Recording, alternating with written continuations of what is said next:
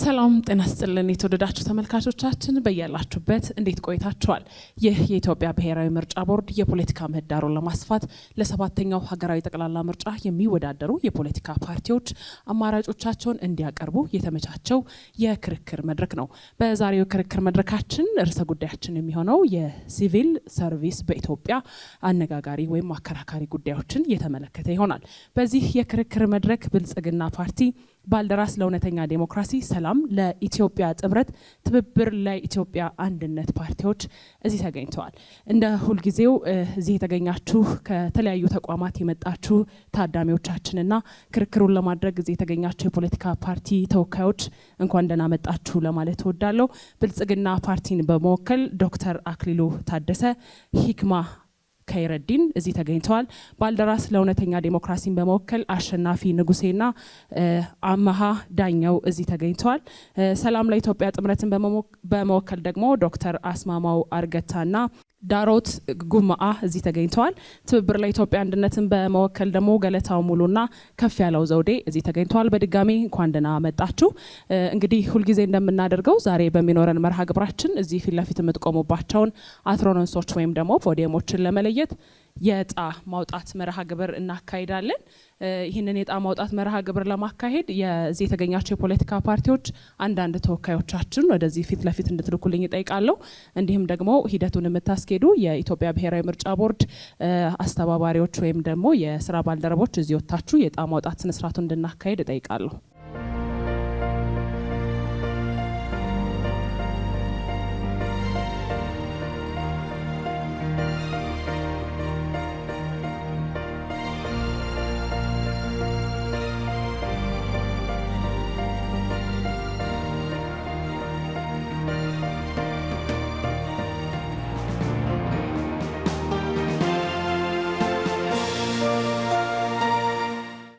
በድጋሚ እናመሰግናለን። እዚህ የተገኛችሁ ተከራካሪ የፖለቲካ ፓርቲ ተወካዮች እንኳን ደህና መጣችሁ ለማለት እወዳለሁ። ዛሬ በሚኖረን የክርክር ቆይታችን 5 ምዕራፎች ይኖሩናል። የመጀመሪያው ምዕራፍ የሚሆነው እዚህ የተገኛችሁ የፖለቲካ ፓርቲዎች የመግቢያ ንግግራችሁን የምታደርጉበት ይሆናል። ሁለተኛው ምዕራፍ ደግሞ እዚህ በመካከላችሁ የምንገኘው ጋዜጠኞች ወደ እናንተ የምናቀርበው ጥያቄ ይሆናል። ለዛ ምላሽ የምትሰጡበት መርሃ ግብር ይኖረናል። ሶስተኛው መርሃ ግብራችን የሚሆነው ደግሞ እዚህ ቅድም እንደጠቀስኩት ከተለያዩ የሲቪል ማህበረሰብ ድርጅቶችና የትምህርት ተቋማት የተገኙ ታዳሚዎቻችን ወደ እናንተ የሚያቀርቧቸው ጥያቄዎች ይኖራሉ። ለነሱ ምላሽ የምትሰጡበት ይሆናል። አራተኛው መርሃ ግብራችን የሚሆነው ደግሞ እዚህ የተገኛችሁ የፖለቲካ ፓርቲዎች እርስ በርስ ጥያቄ የምትጠያየቁበትና ምላሽ የምትሰጡበት ይሆናል። አምስተኛው መርሃ ግብራችን የሚሆነው ደግሞ የመዝጊያ ንግግራችሁንና አማራጮቻችሁን እንዲሁም ደግሞ አቋማችሁን የምታሳውቁበት ይሆናል ማለት ነው። በዚህ የክርክር ቆይታችን ሀቅ መረጋገጥ የሚገባቸው ጉዳዮች ካሉ ሀቅ እንዲያረጋግጥ የሚገባው ፓርቲ ሀቅን በሚያረጋግጡ አካላት የሚቀርቡለትን ጥያቄ የሚመልስበት መርሃ ግብርም ይኖረናል ማለት ነው። ይህንን የክርክር መድረክ እየመራን በዋና አከራካሪነት እኔ ምስል ያሽም እንዲሁም ደግሞ በግራና በቀኝ የምትመለከቷቸው ገድለ ሚካኤል አበበ የኢትዮጵያ አካል ጉዳተኞች ጋዜጠኞች ማህበር ፕሬዝዳንት እንዲሁም ደግሞ ጋዜጠኛ አንዱዓለም መናን አብረናችሁ ቆይታ እናደርጋለን ማለት ነው። ወደ መጀመሪያው መርሃ ግብር እናልፋለን። የመጀመሪያው መርሃ ግብር የሚሆነው ቅድም እንደገለጽኩት የመግቢያ ንግግር የምታደርጉበት ሲሆን የመጀመሪያው ንግግር የሚያደርግልን በተራ ቁጥሩ መሰረት ሰላም ለኢትዮጵያ ጥምረት ይሆናል። መቀጠል ትችላላችሁ። ውድ የፕሮግራሙ ተሳታፊዎች፣ በየቤታችሁ ሆናችሁ በተለያዩ የሚዲያ አማራጮች የምትከታተሉን ዜጎች፣ መላው የኢትዮጵያ ብሔር ብሔረሰቦችና ሕዝቦች፣ ክቡራትና ክቡራን እንኳን ለሰባተኛው ጠቅላላ ምርጫ አደረሳችሁ። በሀገራችን ታሪክ ሲቪል ሰርቪስን የማዘመን ቀዳሚው ስራ የተሰራው እንደ አውሮፓ አቆጣጠር በ1961 አጼ ኃይለ ሥላሴ በወሰዱት ሲቪል ሰርቪስ ኦርደር በተሰኘ የስርዓቱ ማሻሻያ እርምጃ ነበር። ሆኖም የተማከለ ቁጥጥርና የዘመድ አዝማድ አሰራር ሳይወገድ የቀጠለበት ነበር። የደርግ መንግስት ደግሞ በዘመኑ የሲቪል ሰርቪስ ስርዓቱን ወደ ገጠር አካባቢዎች ጭምር ያስፋፋ ቢሆንም የራሱ ርዕዮተ ዓለም አገልጋይ እንዲሆን ነበር ያደረገው። ኢህአዴግ በተራው ፌዴራሊዝምን እስከ ትግበራው አስተዋውቆ የአገልግሎት አሰጣጥ ስርዓትን የገነባ ቢሆንም የሚና መደበላለቅን፣ የስልጣን ክፍፍል ብዥታዎችንና በሲቪል ሰርቪሱ ጥልቅ የፖለቲካ ወገንተኝነትን ተክሎ አልፏል። ዛሬ ደግሞ በብልጽግና ዘመን ሪፎርምንና ዲጂታላይዜሽንን የመሳሰሉ እርምጃዎችን በቃላት ደረጃ እንሰማለን። ይሁን እንጂ በቀደሙት ስርዓቶች ሊፈቱ ያልቻሉ ዋና ችግሮች እዚህም ሳይፈቱ መቀጠላቸው አልቀረም። ተቋማዊ አለመረጋጋት ተፈጥሯል። በተደጋጋሚ የመዋቅር ለውጦች ምክንያት ሰራተኛው መተማመንን አጥቷል። ሲቪል ሰርቪሱ የባሰ የፖለቲካ መጠቀሚያ ሆኗል። ተጠያቂነት የሚባለው መርህ በሲቪል ሰርቪሱ ውስጥ ሽታውም የሌለበት ሆኗል። በእነዚህና በተመሳሳይ ብልሹ አሰራሮች እንዲሁም በፍትሐዊ የሀብት ክፍል እጦት የመንግስት ሰራተኛው በዓለም ደረጃ እጅግ ዝቅተኛ ብቻ ሳይሆን የኑሮ ወጪዎቹን የመሸፈን አቅም የሌለው ደሞዝ ተከፋይ ሆኗል። ይህ ብቻ ሳይሆን ያቺው መናኛ ደሞዝም ብትሆን በጊዜ ካለመከፈል አንስቶ የተጋነነ የታክስ ክፍያ የሚቆረጡባት በመሆኗ የሰራተኛው ሕይወት ተመሰቃቅለዋል። ሰላም ለኢትዮጵያ ጥምረት ቢመረጥ ይህን ሁኔታ ትርጉም ባለው መልኩ ማስተካከል የሚችልበት አቋምና ሀሳብ አለው። በሙያ ብቃት፣ በኃላፊነት፣ በተጠያቂነትና በስነ ምግባር መርሆች የተዋቀረና ከፖለቲካ ጣልቃ ገብነት የጸዳ ገለልተኛ ሲቪል ሰርቪስ እናቋቁማለን። ለዚህም አስቻይ የሆነውን ፕሬዚዳንታዊ አይነተ መንግስት ከተመጣጣኝ ህብረ ብሔራዊ ፌዴራሊዝም ጋር አዋህደን እንመሰርታለን። በመጀመሪያ ደረጃ ፕሬዚዳንታዊ ስርዓቱ ግልጽ የስልጣን ወሰን በማስፈን አሁን ሲቪል ሰርቪሱን እያዳከመ የቀጠለውን የፖለቲካና የአስተዳደር ስልጣኖችን መደበላለቅ ያስቀራል። በሁለተኛ ደረጃ ተመጣጣኝ ፌዴራሊዝማችን በየመዋቅሩ ግልጽ የስልጣን ክፍፍልን ያረጋግጣል። የሚና መደራረብን በህግ በተደገፉ ግልጽ የሚና ምደባዎች ያስወግዳል። በሶስተኛ ደረጃ አንድ ተቋም ለራሱ ከተመደቡ ተግባራት ውጪ መሰማራት የማይችልበትን የቁጥጥርና ግምገማ ስርዓት ይዘረጋል። በዚህም የስልጣንና ኃላፊነት ሽሚያ ይወገዳል። ተጠያቂነትን በግልጽ ተፈጻሚ ይሆናል። በአራተኛ ደረጃ ሲቪል ሰርቪሱ ከፖለቲካ ነፃ እንዲሆን ይደረጋል። ምልመላና ቅጥር በብቃት ብቻ ይሆናል። የሙያና ክህሎት እድገትና ክብር በትኩረት ይሰራበታል።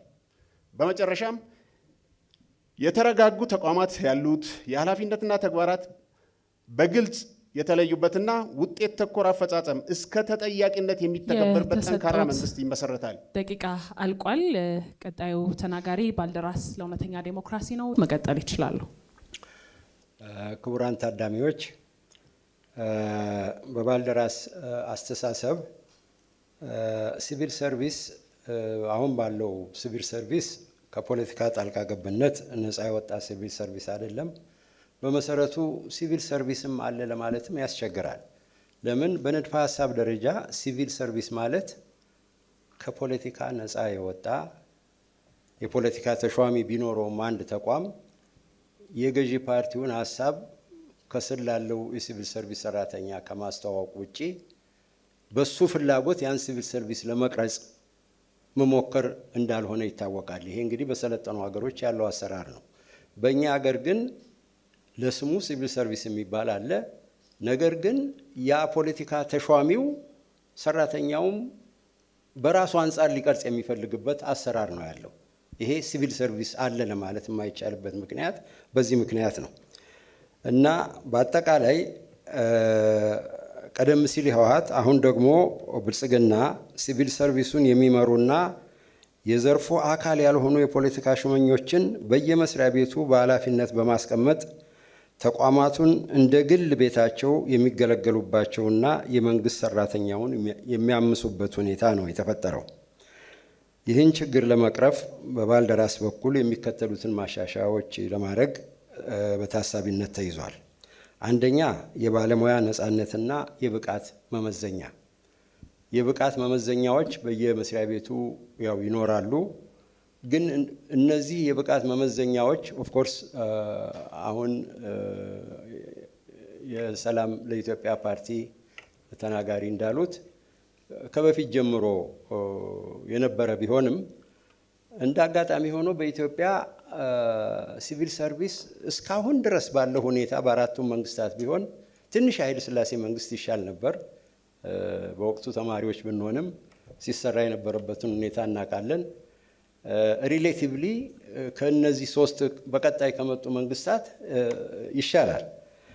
ዞሮ ዞሮ ዋናው ነጥብ ምንድን ነው? እንግዲህ ሲቪል ሰርቪስ ከፖለቲካ ነፃ መሆን አለበት፣ ከገዢ ፓርቲ ነፃ መሆን አለበት። የፈለገው የገዢ ፓርቲ ቢመጣ ተመርጦ ሲቪል ሰርቪስ አይነቃነቅም። የፖለቲካ ሹመኛ በላይ ይሾማል፣ የገዢውን ፓርቲ ፖሊሲ ያስተዋውቃል፣ ግሮስ የሆኑ ቫዮሌሽኖች ሲሰሩ ይከታተላል። በተረፈ የራሱን አመለካከት፣ የራሱን ፍላጎት፣ የራሱን ሰዎች መስሪያ ቤት ውስጥ እየመደበ የሚያምስበት ሁኔታ የለም። ስለዚህ ከፖለቲካ ነፃ የሆነ የሲቪል ሰርቪስ የለም። እሱ መኖር ይኖርበታል። የፖለቲካ ተሿሚዎች ጣልቃ ገብነት በከፍተኛ ደረጃ ነው ያለው። ይሄ መቅረት ይኖርበታል እና ዋናው ነገር ከገዢ ፓርቲ ፖለቲካ ነፃ የሆነ ገለልተኛ የሆነ የሲቪል ሰርቪስ ስርዓትና የሲቪል ሰርቪስ መመሪያ ያስፈልጋል። የአመራር ምደባና የስራ ከባቢን በተመለከተ የአመራር መስፈርቶች ሊወጡ ይገባል። የእድገት መመዘኛዎች መቋቋም ይኖሩባቸዋል። ከፖለቲካ ነፃ በሆነ ሁኔታ በእነዚህ መመዘኛዎች ብቻ መስራት ነው የሚኖርበት። ፖለቲካ ወይም የፖለቲካ ፓርቲ የገዢ ፓርቲ በተቀየረ ቁጥር ሲቪል ሰርቪሱ መታመስ የለበትም።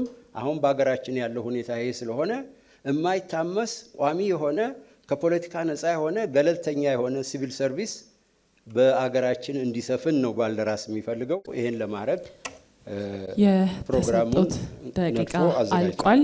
ቀጣዩ ተናጋሪ የሚሆነው ብልጽግና ነው። መቀጠል ትችላላችሁ። ውድ ኢትዮጵያውያን እንኳን ለ7ኛው ዙር ሀገራዊ ምርጫ በሰላም አደረሳችሁ። በሀገራችን የተቋም ግንባታ በሲቪል ሰርቪስ ውስጥ ያለውን ተግዳሮት የትላንት የዛሬ ሳይሆን ዘመናትን ያስቆጠሩ ተግዳሮቶች እንደነበሩት ይታወቃል።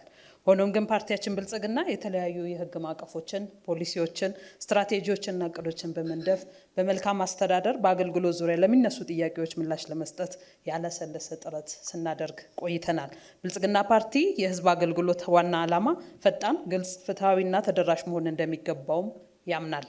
ነፃና ገለልተኛ የሆኑ ተቋማት መገንባት ሲቪል ሰርቫንቱ የልማት ጀርባ አጥንት ነው በማለት የተቋማት ብቃትን ማሻሻል፣ ዲጂታል ልዩነትን በማምጣት የህዝብ እርካታ ለመጨመር ላይ ትኩረት አድርጎ ይሰራል። የመልካም አስተዳደር የአገልግሎት አሰጣጥ ችግሮችን ለመቅረፍ የተለያዩ ፖሊሲዎችና አሰራሮችና የህግ ማዕቀፎችን በማዘጋጀት ወደ ተግባር የገባን ሲሆን የ10 ዓመት የፍኖተ ካርታ እቅድ ውስጥ የአገልግሎት አሰጣጥ ማሻሻያ ፕሮግራም በሀገር በቀል የኢኮኖሚ ማሻሻያ ፍኖተ ካርታ ውስጥ የመንግስት የማድረግ አቅም መገንባት ማስተግበሪያ በማዘጋጀት ህግ ማውጣትና አደረጃጀቶች እንዲፈጠሩ የማድረግ የመሶብ ፕሮጀክቶችና ተንቀሳቃሽ አገልግሎት መስጫ ማዕከላትን ተዘጋጅቶ በስፋት መተግበር ጀምረናል። በዜጎች ቅቡልነት የተቸረው የአገልግሎት አቅርቦት ተጠያቂነትን የሚያሰፍን ስርዓት መገንባት ውጤትን ማሳየት የጀመርን ሲሆን 43 የመሶብ ማዕከላት በፌዴራልና በክልል ደረጃ 330 ተቋማትና 1639 አገልግሎቶች ተለይተው እንዲሰጡ አድርገናል። በማዕከላቱ የአገልግሎት እርካታ 98% በላይ ማድረስ ተችሏል። ነፃና ገለልተኛ ተቋማት ለመገንባት የፖለቲካና የሲቪል ሰርቪሱ ኃላፊነቶች ተለያይተው እንዲሄዱ ለማድረግ የሚያስችል ዝርዝር ማስፈጸሚያ መመሪያዎች ተዘጋጅተው ወደ ተግባር ተገብቷል። የተገልጋዮች ተሳትፎን ለማረጋገጥ ዜጎች በተገነቡ የመሶብ ማዕከላት አገልግሎት ሲያገኙ ወዲያውኑ አስተያየት የሚሰጡባቸውን የአሰራር ስርዓቶች ግልጽ፣ ውጤታማና ጠንካራ የሆነ የቅሬታ ማቅረቢያና መፍቻ ስርዓት በየመሶብ ማዕከላቱ አሰራር ተዘርግቷል። ዘመኑን የዋጀ የአገልግሎት አቅርቦት ስርዓት መዘርጋት፣ የአደረጃጀትና የአሰራር ክፍተቶችን ለመፍታት የሪፎርም ስራ በመስራት በአጭር ጊዜ በቴክኖሎጂ የተደገፈ አሰራር በመዘርጋት የአሰራር ማነቆ የበዛባቸውን ዘርፎች በመለየት ቅድሚያ የተሰጣቸው እንዲሰሩ እየተደረገ ይገኛል። በቀጣይ ሙሉ በሙሉ አገልግሎቶችን እና የውስጥ አሰራሮችን ዲጂታል እንዲቀየሩም የምንሰራ ይሆናል። ብልጽግና ፓርቲ የመንግስት ሰራተኛ እርካታና ክብር ጠንካራ የመንግስት አገልግሎት መሰረት እንደሆነ በጥልቅ ያምናል። በዚህ መሰረት የሰራተኛው የሚያነሳቸውን የደሞዝና ጥቅማጥቅም ላይ የሀገራችን ኢኮኖሚ ታሳቢ ያደረገም ምላሽ ሰጥተናል። የጡረታ ስርዓትና የቤት ድጋፍ ፕሮግራሞችን በማጠናከር ሰራተኞች የተረጋጋ ህይወት እንዲኖራቸው የሚያስችል ስራዎችንም ጀምረናል። ለተገልጋይና ለሰራተኛው የስራ አካባቢ ምቹ እንዲሆን በሰራነው ስራ የሰራተኞች ምቾትም ተሻሽሏል። ይህም የሰራተኛ ደስታንና ተነሳሽነትን አበረታቷል። የተገልጋይ እርካታንም እንዲጨምር አድርገናል። ብልጽግና ፓርቲ የሲቪል ሰርቪስ ሰራተኞች የሀገር ልማት መሰረት እንደሆናችሁ እያንዳንዱ የምትሰሩት ስራ የሀገር የሚገነባና የሀገርን ህይወት የሚያሻሽል ትልቅ አስተዋጽኦ እያደረጋችሁ እንዳላችሁም በሚገባ ይረዳል። በዚህ መሰረት በብቃትና በፍትሃዊነት ላይ የተመሰረተ ስርዓት በመገንባት ስራችሁ እንዲከበርና እንዲበረታ ትልቅ ትኩረት ሰጥተን እየሰራን እንገኛለን። ክህሎታችሁ እንዲያድግ ምቹ የስራ አካባቢ እንዲኖራችሁና ጥረታችሁ እንዲታወቅ በቀጣይ የጀመርናቸውን ስራዎች በጋራ አጠናክረን የምንቀጥል ይሆናል። ብልጽግናን ይምረጡ የምርጫ ምልክታችን፣ የመደበራችን፣ የህብረታችን፣ የአንድነታችን ማሳያ የሆነው የስንዴ ነዶ ነው። ኢትዮጵያን ወደ ተምሳሌት ሀገር እናሻግራለን። ብልጽግናን ምረጡ። አመሰግናለሁ። እናመሰግናለን። ቀጣዩ ተናጋሪ የሚሆነው ትብብር ለኢትዮጵያ አንድነት ነው። መቀጠል ይችላል። አመሰግናለሁ። ክቡራንና ክቡራን የሀገራችን የኢትዮጵያ ህዝብ ዛሬ እዚህ የቆምነው ስለ አንድ ሀገር የጀርባ አጥንት ማለትም ስለ ሲቪል ሰርቪስ ወይንም የመንግስት ሰራተኞችና አሰራርን ስራ ሁኔታ በሚመለከት ያለንን ፖሊሲ ለማቅረብ ነው። ትብብር ለኢትዮጵያ አንድነት የምርጫ ምልክታችን እጅ ነው። የተጨበጠ እጅ አውራጣትን ቀና አድርጎ ምልክታችን ነው፣ ወይንም በሶሻል ሚዲያ የላይክ ምልክት የምናውቀው ነው። ወደ አማራጭ ፖሊሲያችን ከመግባቴ በፊት ለምን አማራጭ ፖሊሲ አስፈለገ የሚለውን ተግዳሮቶችን በጥቂቱ ለማንሳት እሞክራለሁ።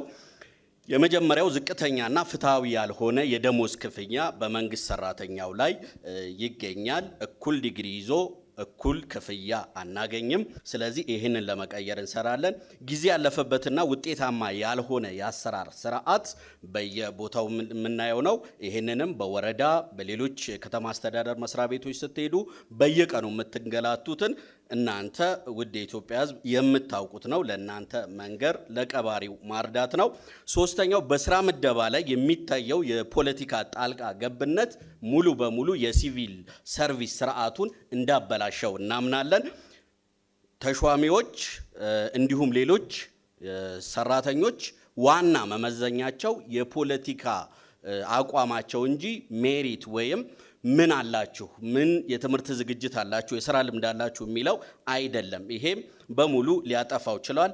የስልጠናና የሙያ እድገት እጦት፣ ይሄም አንዱ ከፍተኛ ችግር ነው። ለአገልግሎት አሰጣጥ የቴክኖሎጂ አጠቃቀም ውስንነት፣ አሁን በቴክኖሎጂ ሽግግር እያደረግን ነው ቢሉም አሁንም ግን ከፍተኛ ችግር አለ ማለት ነው። አዎንታዊ አመለካከት ያለው ሲቪል ሰርቪስ መፈጠር ነበረበት እንጂ ከወረዳ እስከ ሚኒስቴር መስሪያ ቤቶች የገዢ አባላትን መመልመያ መሆን አልነበረበትም። ባለፉት 35 ዓመታት ይህ ታይቷል። እኛ ትብብር ለኢትዮጵያ አንድነት ይዘን የመጣነው አማራጭ ግልጽ ነው። ሲቪል ሰርቪሱን ከፖለቲካ ተጽዕኖ ነፃ እናደርጋለን።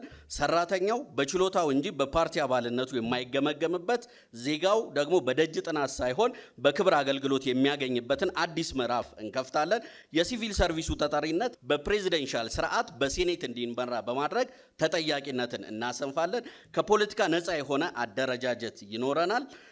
ፍትሃዊነትን ማረጋገጥና ኮሚሽን እናቋቁማለን። ይህም በፖለቲካ ታማኝነት ምክንያት የማይገባቸውን ጥቅም ላገኙ ባለስልጣናትና ጥቅማቸውን ያጡ የማህበረሰብ ክፍሎችን የሚያጣራ ኮሚሽን እኛ መንግስት ከሆንን እናቋቁማለን። የአገልግሎት አሰጣጥ እና ክፍያ እጅግ የተጋነነ ነው።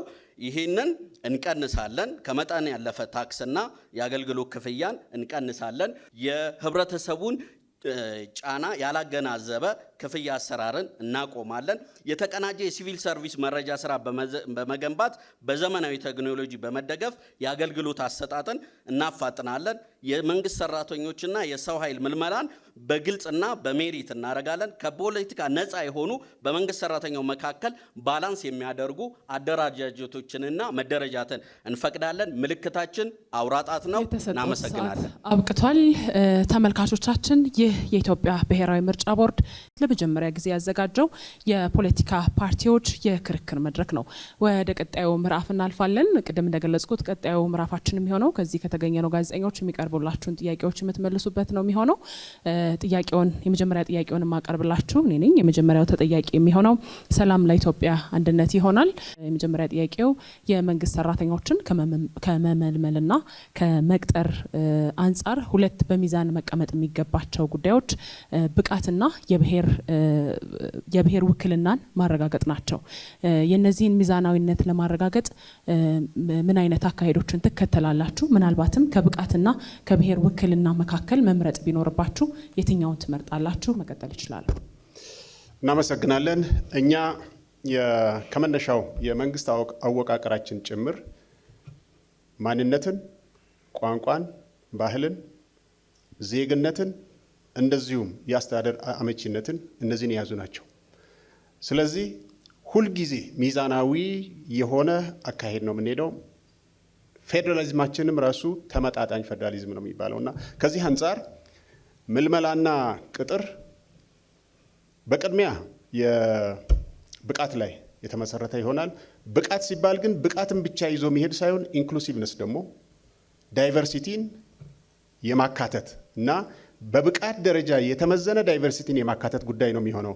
ብቃትን ብቻ ይዘን የምንሄደው አይደለም።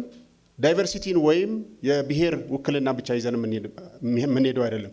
የብሔር ውክልናም ብቃትም ሁለቱም የተመዛዘኑበት ሁለቱንም የሚያሟሉ አካላትን የመቅጠር ከዛ ውጪ ግን ሌሎች ማብቃት የሚፈልጉ አካላትና ብሔሮች ካሉ እነዛን እያበቁ ወደ ላይ ማድረስና ተመጣጣኝነትን መጠበቅ በእነዚህ መንገድ ነው የምናስኬደው። ወደ ቀጣዩ ፓርቲ አልፋለሁ። ቀጣዩ ፓርቲ የሚሆነው ባልደራስ ለእውነተኛ ዴሞክራሲ ነው። ተመሳሳይ ጥያቄ ነው የማቀርበው። የመንግስት ሰራተኞች ከመመልመልና ከመቅጠር አንጻር ሁለት ጉዳዮች ሚዛናዊ ጉዳዮች ይነሳሉ። እነዚህም ደግሞ የብቃትና የብሔር ውክልናን ማረጋገጥ የተመለከቱ ናቸው።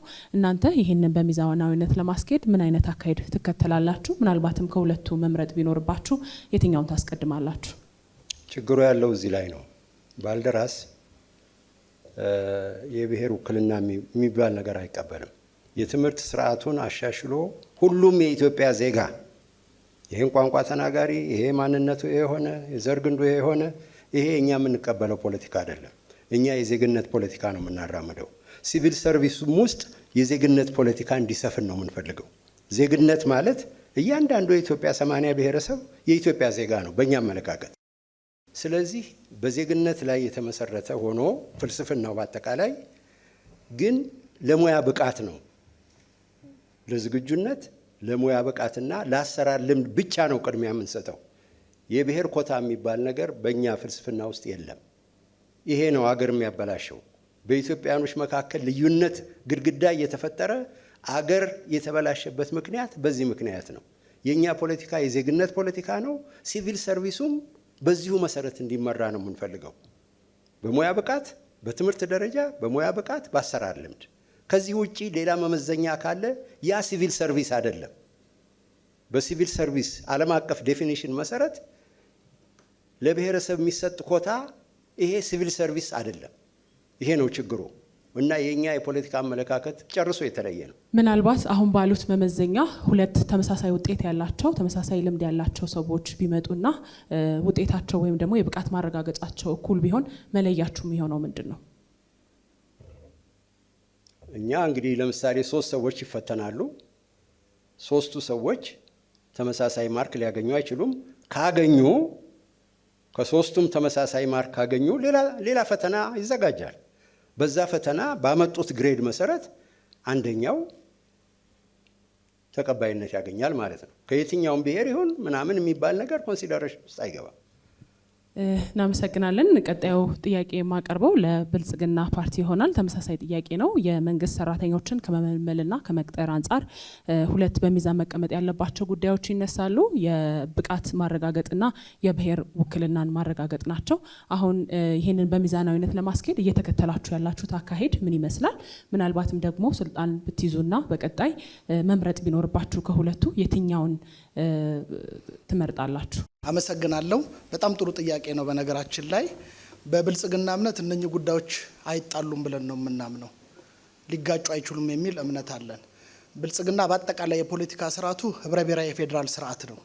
ይሄ ስርዓት ደግሞ ብልጽግና የፈጠረው ሳይሆን በእኛ እምነት የኢትዮጵያ እውነት ነው ብለን ነው የምናምነው። የምንሸሸው ነገር አይደለም።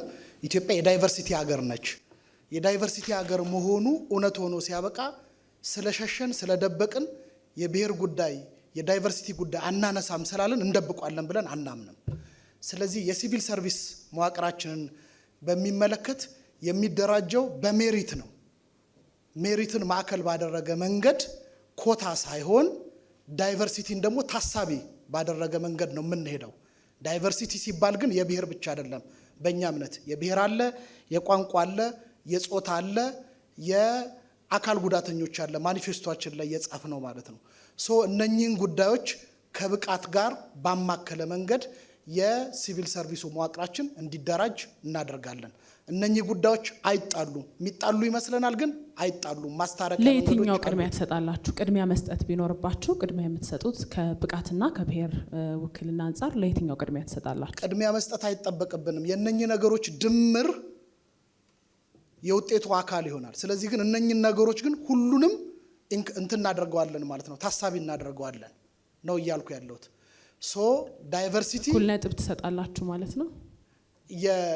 ፈተናዎች ይዘጋጃሉ። ሜሪትን ማዕከል ያደረገ ፈተና ይዘጋጃል። የባህሪያዊና የቴክኒክ ፈተናዎች ይዘጋጃሉ። እነኚህ ፈተናዎች ፒውር ናቸው፣ ግን ደግሞ ለዳይቨርሲቲ ደግሞ ራሱን የቻለ ኮንሲደሬሽን ይኖረናል። መታወቅ ያለበት ነገር ምን አይነት ኮንሲደሬሽን ነው የሚኖራችሁ? ፕራዮሪታይዝ ማድረግ። ለምሳሌ እዚህ ሀገር ውስጥ ማወቅ ያለብን ነገር አሁን ራሱ እንደዚህ አድርገን ሰርተን ራሱ አንድ ፐብሊክ ሰርቫንት አንድ ግለሰብ የሌለው ከ17 በላይ ብሔረሰቦች ያሉበት ሀገር ነው። ስለዚህ ሜሪቱን ጠብቀን ግን ደግሞ ዳይቨርሲቲን ከግምት እናስገባለን። ቀጣዩ ፓርቲ ያልፋለው። የመጨረሻው ተጠያቂ ፓርቲ የሚሆነው ትብብር ለኢትዮጵያ አንድነት ነው። ጥያቄውን አቀርባለሁ። የመንግስት ሰራተኞች ከመመልመልና ከመምረጥ አንጻር ሁለት በሚዛን መቀመጥ ያለባቸው ጉዳዮች ይነሳሉ። ቅድም እንደገለጽኩት የብቃትና የብሔር ውክልናን ማረጋገጥ ናቸው። ስለዚህ እናንተ ስልጣን ላይ ብትመጡ ይህንን ለማስኬድ የምትከተሉት አካሄድ ምንድን ነው? ከሁለቱስ መምረጥ ቢኖርባችሁ የትኛውን ታስቀድማላችሁ? መቀጠል ይችላሉ። እሺ፣ አመሰግናለሁ። ጥሩ ጥያቄ ነው። ሀገራችን ለገባችበት ውጥንቅጥ ዋናው መነሻው ብሔር ኮንሲደር መደረጉ ነው። አሁንም ከዚህ አባዜ አልተላቀቅንም። ስለዚህ እኛ ሙሉ ለሙሉ ከብሔር አሰራር ነፃ እንወጣለን። እኛ የምናምነው ትብብር ለአንድነት ኢትዮጵያ አንድ ህዝብ ነን ብለን ነው የምናምነው። ስለዚህ ፕሬዚደንሻል ነው የምንከተለው። ሰው በአካባቢው የራሱን ተወካይ ይመርጣል። ሲመርጥ ማንነቱን ያውቃል። አስተዳደጉን፣ ሀብቱን፣ ሁሉን ነገር የሚያውቀው ነው የሚመርጠው። ከዛ በተጨማሪ ላለው ሰራተኛ ሜሪትን ቅድሚያ እንሰጣለን፣ ወይም የትምህርት ዝግጅትን፣ የስራ ልምድን ነው የምንሰጠው እንጂ ብሔር እውቀት አይሆንም። አንድ ሰው በአንድ ብሔር ስለታቀፈ ብቻ እውቀት አለው ብለን አናምንም። ስለዚህ ለብሔር የምንሰጠው ቦታ የለም። ነገር ግን ያሉትን ጎሳዎች፣ ቋንቋዎች፣ ባህሎች እናከብራለን። አንድ ሰው በብሔር እድል ሲሰጠው በተዘዋዋሪ ከብሔር ውጪ ጾታ፣ አካል ጉዳተኞች፣ እነዚህን አካታችነት የሚመለከቱ ጉዳዮችንስ እንዴት ታያቸዋል? እነዚህን በደንብ አድርገን እናካትታለን። የሴቶች ሚና ከፍ ያለ ቦታ ይኖረዋል። የአካል ጉዳተኞች፣ የወጣቶች በማኒፌስቶችን ላይ በደንብ አድርገን ቀርጸነዋል። ነገር ግን አንድ ሰው የዚህ ብሔር አባል ብቻ ስለሆነ የሚያገኘው የስራ እድል ወይም ሹመት አይኖርም። በአጭር ቋንቋ ይሄ ነው። በፌዴራል መንግስቱ ሲቪል ሰርቪስ ውስጥ ውክልና ለሌላቸው ብሔሮች ምን አይነት እድል ታመቻቻላችሁ?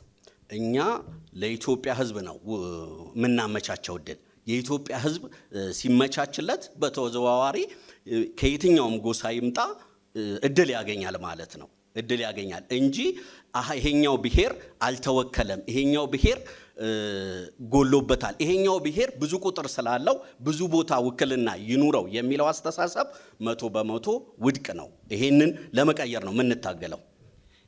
ያልተወከሉትን በልዩ ሁኔታ የምታመጡበት አሰራር ይኖራችሁ ይሆን? አይኖረንም። ወደሚቀጥለው መርሃ ግብራችን ነው የምናልፈው። ቀጣዩን ጥያቄ የሚያቀርብልን ባልደረባዬ አንዱዓለም መናን ይሆናል። ወደዛ እናልፋለን። አመሰግናለሁ። ክቡራትና ክቡራን፣ ሰላም ለኢትዮጵያ ፓርቲ ሲቪል ሰርቪሱ በአሁኑ ሰዓት የስልጣን መጠቀሚያ ሆኗል የሚል ሀሳብ አንስተዋል። እናንተ በምትከተሉት የሲቪል ሰርቪስ አሰራር ሲቪል ሰርቪሱ ከፖለቲካ ነፃ እንዲሆን ልትከተሉት የሚችሉ ግልጽ አሰራር ምንድን ነው? እኛ ከፖለቲካ ነፃ የምናደርገው ከመጀመሪያው የመዋቅሩን በማስተካከል ነው። የሲቪል ሰርቪስ ጉዳይ የተቋም ጉዳይ እንጂ የሲቪል ሰርቪሱን ብቻ በመመልከት የሚፈታ አይደለም። እንደ ተቋም እንደ መንግስት የምናቋቁመው ፕሬዚደንሻል መንግስትን ነው። ፕሬዚደንሻል መንግስት ደግሞ አስፈጻሚውን፣ ህግ ተርጓሚውና ህግ አውጪውን በደንብ ይለየዋል። ጣልቃ ዝም ብሎ ሊገባ የሚችልበት፣ አስፈጻሚው እንደ ልቡ የትም ጣልቃ ሊገባ የሚችልበት ሁኔታ የለም። የተለያዩ ስለሆነ የህግ አውጪው በደንብ የመቆጣጠር ስልጣን አለው። ስለዚህ እየተቆጣጠረ ያስቆመዋል። እንደ አሁኑ ዳይቨርሲቲን ኮንሲደር የምታረጉበት ዳይቨርሲቲን የምታካቱበት ሁኔታ ምንድን ነው? ዳይቨርሲቲን የምናካትትበት ቅድም እንዳልኩት ዳይቨርሲቲ የብዙ ጉዳዮች ኮንሰፕት ነው። አካል ጉዳት አለ፣ ብሔር አለ። ከብሔር አንጻር ማለት ነው። ከብሔር አንጻር ሚዛናዊ ፌዴራሊዝም ብለናል። ሚዛናዊ ፌዴራሊዝም ማለት የብሔሮችን ጉዳይ ኢትዮጵያ የብሔሮች አገር ናት። ብሔሮች ባሉበት ደግሞ የሁሉም ብሔሮች አገር መሆን አለባት። የሁሉም ብሔሮች አገር መሆኗ በሲቪል ሰርቪሱም መጥቶ መንጸባረቅ አለበት። ስለዚህ ብሔሮች ወደ ኋላ በሜሪት ብቻ በሚካሄድ ሜሪትን ብቻ ቤዛ አድርጎ እነዚህን ታሳቢ ባላደረገ አካሄድ ወደ ኋላ እንዳይቀሩ ተመጣጣኝነቱን ጠብቀን የምናስኬደው ይሆናል። እንዴት ነው የምንጠብቀው ተመጣጣኝነቱን? በብሔር ወይም በብሔር ብሔረሰቦች። ስለዚህ ባላችሁ በፕሬዝዳንታዊ በመሆኑ ብቻ ከፖለቲካ ተጽዕኖ ገለልተኛ ይሆናል አይደለም። ፕሬዝዳንታዊ በመሆኑ ከራሱ እንጀምራለን ማለት ነው። ከዛ በኋላ ደግሞ በሚዛናዊ ፌዴራሊዝም ባልነው አካሄድ እያንዳንዱ ተቋም እያንዳንዱ መንግስታዊ አካል የራሱ ስልጣን ተለይቶ ይሰጠዋል። ስለዚህ የአስተዳደር እና የፖለቲካ ጉዳዮች ተለይተው ይቀመጣሉ። በስልጣን ደረጃ ዝም ብሎ መግባት አይቻልም፣ በእኛ አካሄድ ማለት ነው። ከዛ ውጪ በሌሎች ደግሞ እያንዳንዱ ተቋም የራሱን ጨርሷል። ቀጣዩ ጥያቄ ለባልደራስ ለእውነተኛ ዲሞክራሲ ፓርቲ ነው የሚሆነው። እንግዲህ በአሁኑ ሰዓት ከገዢው ፓርቲ ነፃ አይደለም አሁን ያለው የሲቪል ሰርቪስ ብለዋል። ስለዚህ እናንተ ከፖለቲካ ተጽዕኖ ገለልተኛ ልታደርጉበት የሚችለው አሰራር ምንድን ነው? አዎ እንግዲህ ይሄ ጥያቄ ሶስት የተለያዩ ዘርፎችን ይመለከታል። መጀመሪያ ራሱ የፖለቲካ መዋቅሩ የአገሪቱ የፖለቲካ መዋቅር እንዴት ተከፈለ? ሁለተኛ አገሪቱ የምትከተለው የትምህርት ፖሊሲ ምንድን ነው? ሶስተኛ የጤና ፖሊሲው ምንድን ነው? ለእነዚህ ዘርፎች ደግሞ የሚሰጠው ኢንቨስትመንት እንዴት ነው? የባጀት ጉዳይ ይሄን ሁሉ ያካተተ ነገር ነው ያንተን ጥያቄ የሚመልሰው። አንድ ነገር አይደለም። የዚህ ሀገር አሰራር የተበላሸው መጀመሪያ ከፖለቲካው ነው። ሶስቱን ነገሮች ነፃ ማድረግ ያስፈልጋል። በሲቪል ሰርቪስ ደረጃ ብቻ አይደለም የሚመለሰው ይሄ። በፖለቲካ ደረጃ የአገሪቱ አከፋፈል አሁን እኛ በእኛ ማኒፌስቶ 34 ራስ ገዝ አድያሞች አሉ።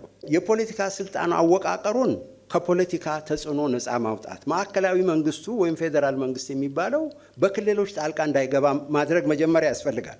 ሁለተኛ ደግሞ በሲቪል ሰርቪስ ደረጃ በፖለቲካ የተሾመው ሚኒስቴር በሲቪል ሰርቪሱ ምደባ አስተዳደር ውስጥ ጣልቃ እንዳይገባ ማድረግ ያስፈልጋል። ሶስተኛ የስልጣን ክፍፍል በአገሪቱ ያስፈልጋል።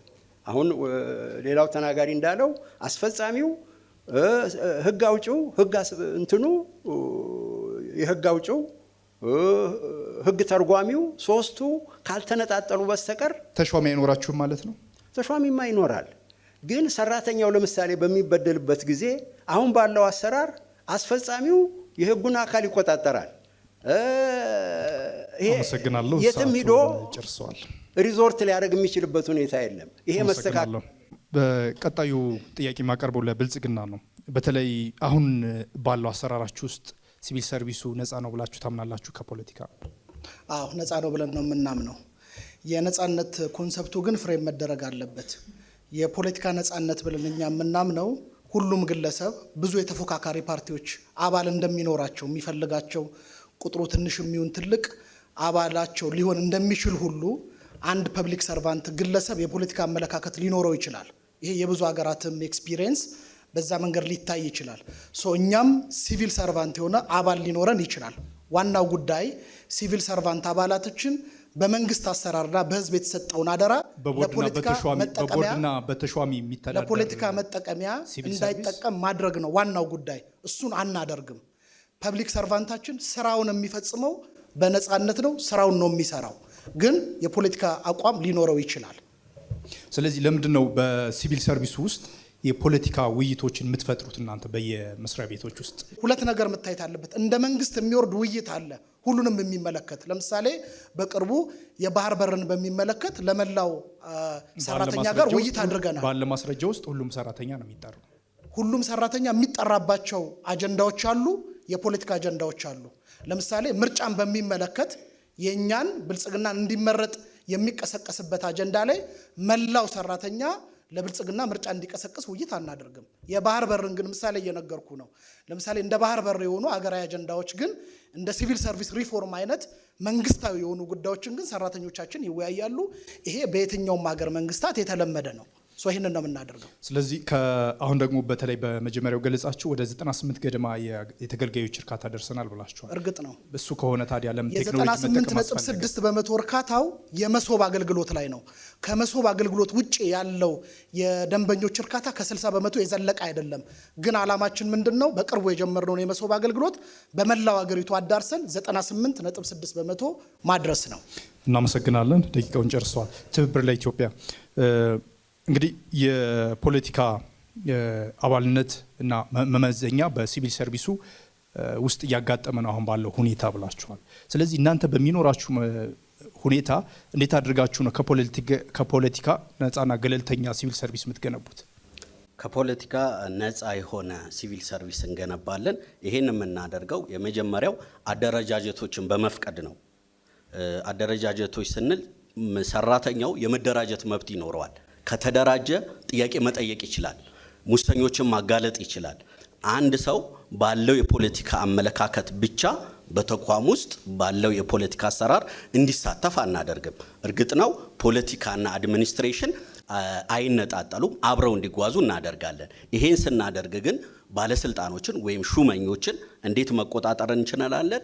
ኮሚሽን እናቋቁማለን። ይሄን ጉዳይ የሚያጣራ አላግባብ ጥቅም ያገኙ ሰዎችን የሚያጣራ ኮሚሽን ይቋቋማል።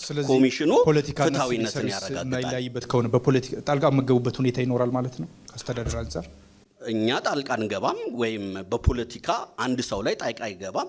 ግን ኮሚሽኑ ይሄ ሰው ይሄ ሹመኛ ኢፍትሐዊ የሆነ ነገር አድርጓል ወይም ያለ ፍትሐዊነት ተጠቅሟል ብሎ ካሰበ ወደ ፍርድ ያቀርባል። አሁን ያሉ ባለስልጣኖች ወደ ፍርድ ስለማይቀርቡ ነው ያሁኑ ሙሉ። ስለዚህ ፖለቲካና አድሚኒስትሬሽኑ በአሁኑ ሰዓት ያልተለያየ ነው ያላችሁ። ታዲያ እንዴት ነው አሁን? አንድ ላይ ነው አሁንም። ነገር ግን እንደፈለጉ ጣልቃ ይገባሉ። ለምሳሌ እኔ መንግስት ሰራተኛ ነኝ። እኔ ባለሁበት በማልፈልገው የፖለቲካ ውይይት እሳተፋለሁ። ካልተሳተፍኩ ደግሞ ደሞዜ ይቆረጣል።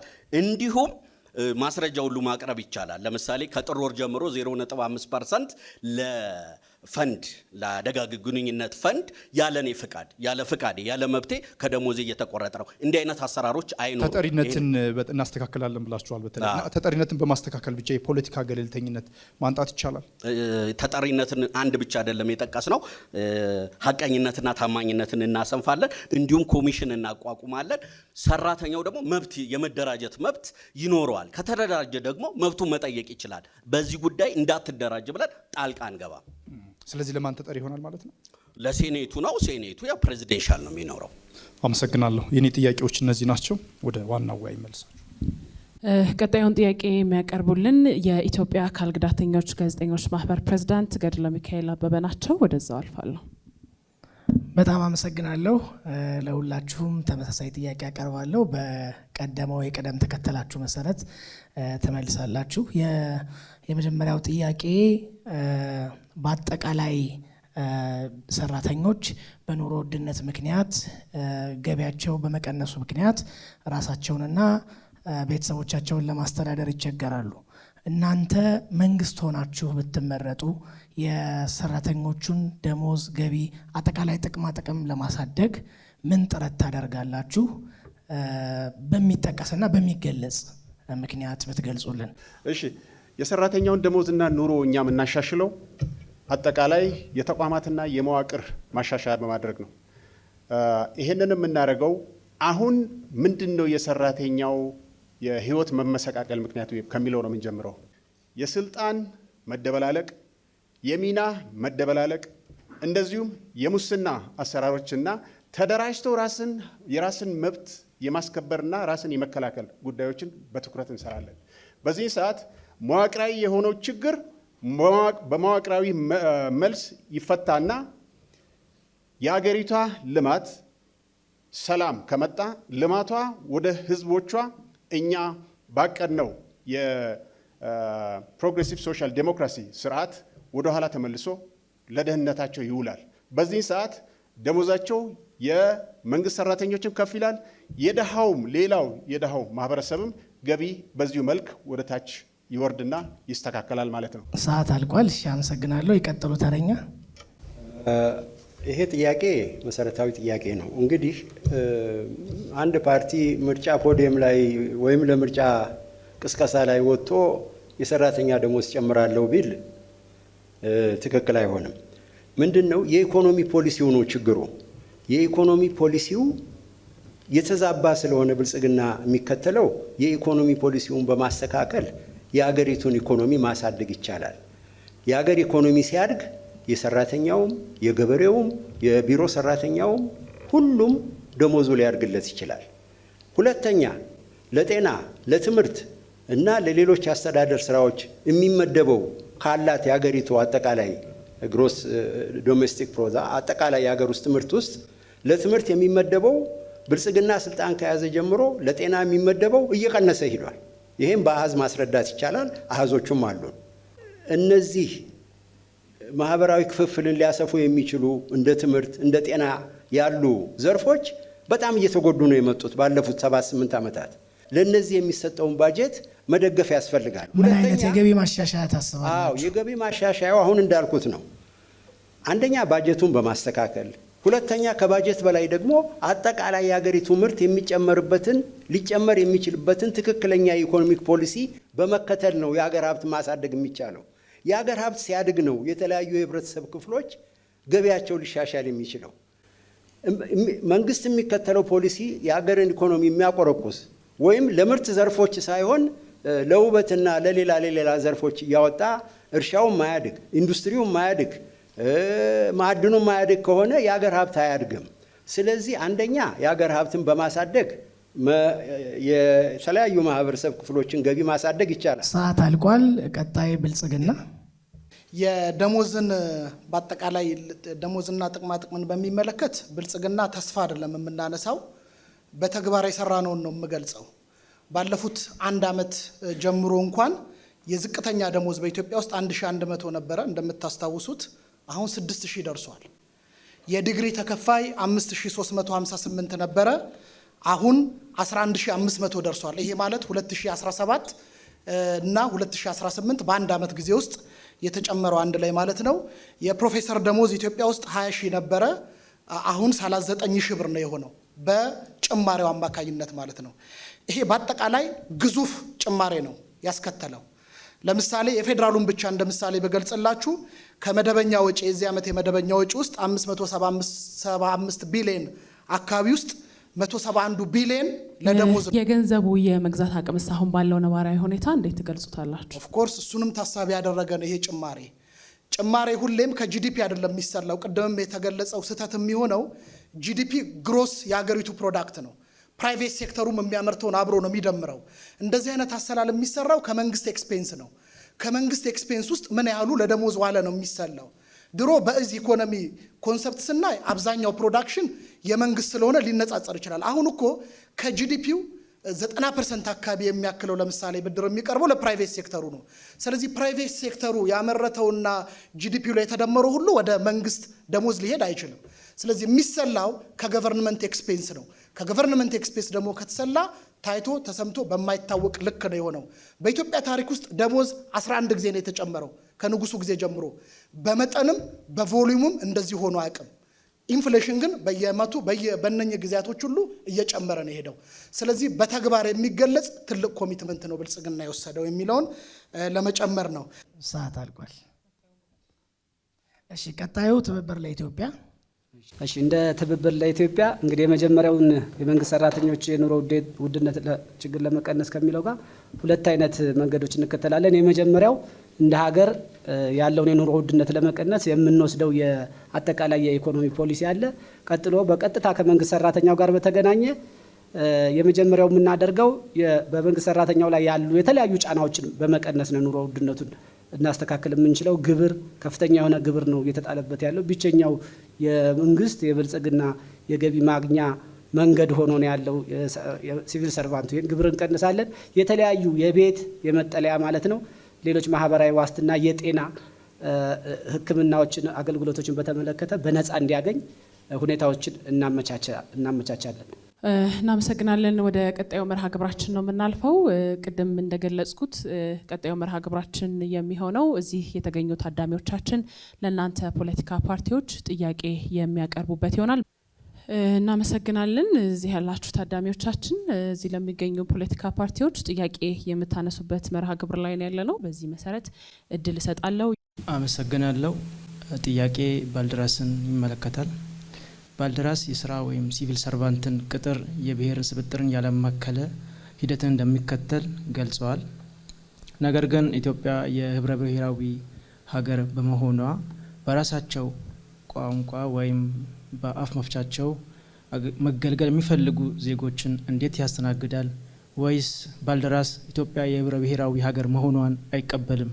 አመሰግናለሁ። እናመሰግናለን። ተጠያቂው ባልደራስ ስለሆነ መቀጠል ይችላሉ። እሺ፣ አመሰግናለሁ። ያው ጠያቂያችን እንዳሉት የኢትዮጵያ የብሔር ብሔረሰቦች ሀገር ነች። ስለዚህ ከአካታችነት ጋር ተያይዞ የተነሳ ጥያቄ ነው። እኛ ምንድነው መጀመሪያ ሲቪል ሰርቪስ ምንድነው ነው የብሔሮቹ ውክልና ምናምን አይደለም እየሰራን ያለ ነው። የሆነ አገልግሎት የሚፈልግ አካል አለ። የየትኛውም ብሔር የየትኛውም ዜጋ ይሁን የትኛውን ቦታ ይሁን ለምሳሌ አማራ ክልል ብንሄድ የሌላውን ብሔር ሊመጣ ይችላል፣ አማርኛ ቋንቋ የማያውቅ ማለት ነው። ያን ሰው ያ ተቋም ያ አገልግሎት ሰጪ መስሪያ ቤት እንዴት ያስተናግደዋል ነው። በእውነቱ ይህንን በብሔር ኮታ በዘር በሃይማኖት መመደብ እንዴት አይነት ሀገር የሚገድል እንደሆነ ሰፊው ሕዝብ ያውቃል ብለን እኛ እናስባለን። ስለዚህ የምናካትተው እንዴት ነው? ያ ሰው ቋንቋ የማይችል ከሆነ በቋንቋው እንዲናገር የእሱን ቋንቋ የሚናገር አካል አስተርጓሚ እንዲኖርለት ይደረጋል። አካል ጉዳተኛና መሰል ከሆነም ደግሞ አሁን የምናየው የሂስሙላ መመሪያዎች አሉ። መመሪያዎቹ ወርቅ ናቸው። በየመስሪያ ቤቶቻችን እናውቃቸዋለን። ግን ከወረቀት እኮ ያለፈ አይደለም። ሀገራችን እንደ ሌሎች እንድትሆን በደንብ መስራት አለብን ብለን እናስባለን። ስለዚህ ምቹ ከተባለ ምቹነቱን የሚያረጋግጥ ይህንንም የሚቆጣጠር በዚያ ተቋም ለምሳሌ አካል ጉዳተኛ የሚሆን የየትኛውም ማህበረሰብ ይሆን ያ አካል አገልግሎት አለማግኘቱን በግልጽ ሳይፈራ ሳይሸማቀቅ የሚያቀርብበትን አስተያየት የሚሰበሰብበትን እነዚህ አስተያየቶች ደግሞ ከሲቪል ሰርቪስ መመሪያው አንጻር መመለሳቸው እናያለን እንጂ በብሔር አገልግሎት አይሰጥም። እኔ መታወቂያ ላገኝ ሲሄድ ብሔሬ ምን ያደርጋል? መታወቂያን የምፈልገው ያን መታወቂያ ሊሰጥ ይገባል። ብሔሬ ለምን አስፈለገ? እዚያ ላይ የዚያ ብሔር ተወካይ መሆኔ የመጣ ማንኛው በግለሰብ ዜግነት ላይ ስለምንመሰረት አንድ ዜጋ ከ86ቱ ብሔር ብሔረሰብ የወጣ ነው። ቋንቋው ይታወቃል። ያ መብቱ በየትኛውም የሀገሪቱ ጥግ እኩል እንዲከበርለት እንጂ በብሔር ማነሱ በብሔር መብዛቱ ለአገልግሎቱ ተደራሽነት እንደ መስፈርት መሆን ሀገርን የሚለያይ በዜጎች መካከል ጥርጣሬና ጠላትን የሚያመጣ ስለሆነ ፈጽሞ ባልደራስ ይቃወማል። ይሄን ሰዓት አልቋል። ወደ ቀጣዩ ተጠያቂ አልፋለሁኝ። ሁለተኛ ጥያቄ አቅራቢ መቀጠል ይችላሉ። ጥያቄ ማቅረብ የምፈልገው ለብልጽግና ፓርቲ ነው። ህገ መንግስቱ አንቀጽ 42(1)(ሀ) ላይ ከተወሰነ ኃላፊነት ደረጃ በታች ያሉና የስራ ጠባያቸው የሚፈቅድላቸው የመንግስት ሰራተኞች የስራና ኢኮኖሚ ሁኔታ ለማሻሻል የሰራተኛ ማህበር የማቋቋም መብት እንዳላቸው በግልጽ ተደንግጓል። ነገር ግን እስከዛሬ የሲቪል ሰርቪስ ሰራተኞችን የሚገዛ በፌዴራልም ሆነ በክልል ደረጃ የወጡ አዋጆች ላይ ማህበር ስለሚደራጅበት ሁኔታ የሚገልጹ ባለመሆኑ የመንግስት ሰራተኞች ላለፉት 30 ዓመታት የህገ መንግስት መንፈስ በተጻረረ መልኩ ሳይደራጁ ቆይተዋል። በዚህ ምክንያት ለብዙ ችግር ተጋልጠዋል። ፓርቲያችሁ በምርጫ ስልጣን ቢይዝ ህገ መንግስቱ ባስቀመጠው መልኩ የመደራጀት መብትን በአዋጅ ትፈቅዳላችሁ ወይ የሚለውን ለመጠየቅ ነው። አመሰግናለሁ። እናመሰግናለን። ብልጽግና ፓርቲ መቀጠል ይችላሉ። እሺ፣ እናመሰግናለን። ያው ህገ መንግስቱ ላይ ዜጎች በተለያየ በሙያም በተለያየ መንገድ ተደራጅተው መንቀሳቀስ እንደሚችሉ ያስቀምጣል። ትክክል ነው። ነገር ግን ደግሞ የሙያ ማህበራት አሉ።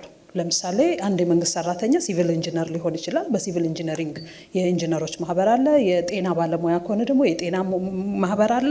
ስለዚህ በእነዚህ ማህበራት ውስጥ የታቀፉ ብዙ የመንግስት ሰራተኞች አሉ ማለት ነው። ስለዚህ በየሙያ ማህበራቸው አሉ። ከመንግስት ሰራተኛ ውጪ ደግሞ የሰራተኞች ማህበር አለ ማለት ነው። ስለዚህ በዛ መንጎ እየተተገበረ ነው። ህጉን በአግባቡ ተግባራዊ እያደረግን ነው። ስለዚህ ወደፊት ስንመረጥ የመንግስት ሰራተኛን ራሱን የቻለ ሳይሆን ሁሉም የመንግስት ሰራተኛ የሙያ መስኩ ምክንያቱም ማህበር ማለት ተመሳሳይ የሙያ ማዕቀፍ ውስጥ ሆነው ህዝባቸውን ለመጥቀም መለወጥ በሚችሉበት ዲሞክራሲያዊ መብታቸውን ደግሞ ኤክሰርሳይዝ ማድረግ በሚችሉበት ደረጃ ላይ ስለሆነ ስለዚህ አዲስ ህግ አውጥተን እንዲደራጁ የምናደርግበት ሳይሆን በወጣው ህግ ላይ በየሙያ ማህበራቸው ወይም በየሙያ መስካቸው በየትምህርት ዝግጅታቸው እንዲደራጁ ነው የምናደርገው። ወደ ቀጣዩ እድል ወደ ወሰደው ታዳሚ ያልፋለው። ይቀጥሉ። እሺ፣ አመሰግናለሁ። ጥያቄን የማቀርበው ለሰላም ለኢትዮጵያ ጥምረት ነው። ምናልባት ያነሳችሁት ተመጣጣኝ ወይም ደግሞ ሚዛናዊ ፌዴራሊዝም እሳቤ በምን አይነት መልኩ የጠቀሳችሁትን የሚና መደበላለቅንና ብልሹ አሰራርን አሁን ካለው ከጠቀሳችሁት ውጪ ትርጉም ባለው መልኩ ሊፈታ ይችላል ብላችሁ ታስባላችሁ? ለብልጽግና ፓርቲ ነው። ላለፉት ዓመታት ሲከናወኑ የነበሩ የሪፎርም ስራዎች ሲጠቀሱ ቆይቷል እና ዘርፉን ለማዘመንና መዋቅራዊ ቁመናውን ከማሻሻል አንጻር ምን ተጨባጭ ለውጦች አምጥቷል አሁን ባለው ሁኔታ ማለት ነው? አመሰግናለሁ። ሚዛናዊነት ማለት ምን ማለት ነው መጀመሪያ የሚለው ነው ኮንሴፕቱ። ሚዛናዊነትን ዝም ብለን እኛ ብድግ አድርገን ተነስተን ሚዛናዊነትን እናደርጋለን ማለት ሚዛናዊነት ማለት አይደለም። ምንድን ነው ሚዛናዊነት ራሱ? ስለዚህ ከትርጉሙ ከተነሳን ማናቸውም ዜጎች ባሉበት አካባቢ ሆነ በተለያዩበት በሚሰሩበት አካባቢ ላይ በትክክል የሚገባቸውን ስራና እንትን እያገኙ ነው ወይስ ደግሞ እየሰሩ ነው ወይ ሲባል አይደለም። ለዚህ ምንድን ነው ሲባል ሚዛዊነት ስለሌለ ነው ማለት ነው። ሚዛዊነት ማለት ነው ሜሪት ማለት ነው፣ ሌላ ነገር የለም። ሚዛዊነት የሚኖረው መቼ ነው? ሜሪት ሲኖር ነው። ሜሪት ማለት ደግሞ ስራን ብቃትን እንደውም ሌሎችን ኢንክሉሲቭ የሆኑት ነገሮችን በማካተት ነው ሚዛናዊ የሚደረገው እንጂ እና ጫፍ ረገጥን አለመሆን ማለት ነው። ሌላ ነገር የለውም ሚዛናዊነት ሲባል። ይህ እነዚህ ሁለት ኤክስትሪምስ ወይ ደግሞ ጫፍ ረገጦችን በማስወገድና ማንኛውም ዜጋ በተመሳሳይ ሌቭል፣ በተመሳሳይ ሁኔታ፣ በተመሳሳይ ትምህርት ዝግጅት ያለው ተመሳሳይነትና እና ፍትሐዊነት እና በቂ በሚባል ደረጃ ዜጋው እንደ ዜግነቱ ተጠያቂነትንም ጭምር ተሰጥቶት በሚሰጠው የሙያዊ አገልግሎት ተጨባጭ የሆነ ደሞዝና ጥቅማጥቅም እንዲያገኝ ይሰራል ማለት ነው። በዛ መልኩ ነው እኛ የምንረዳው። እሺ፣ አመሰግናለሁ። እንግዲህ የብልጽግና ፓርቲ አንዱ ትላንት የነበሩ ስብራቶችን የመጠገን ነው። ስብራቶቻችን ውስጥ ዋናውና መሰረታዊ ችግሩ የተቋም ግንባታ ነው። የተቋም ተቋማትን ደግሞ ለመገንባት ወይም ደግሞ ተቋማዊ አሰራራቸውን ጠብቀው እንዲሄዱ ለማድረግ ቅድም የፖለቲካ ፓርቲዎች ያው ችግሩን ሁሉ ብልጽግና ላይ ያመጣሉ እንጂ ራሳቸው ገልጸውታል። ምን ብለው ገልጸዋል? ከድሮ ስርዓት ጀምሮ በአራቱም ስርዓት ያልተገነባ ምናምን። ይሄንን የቤት ስራ ነው ብልጽግና ፓርቲ እየተወጣ ያለው። ስለዚህ የተቋም ግንባታን እንደ አንድ መርህ ነው ነው።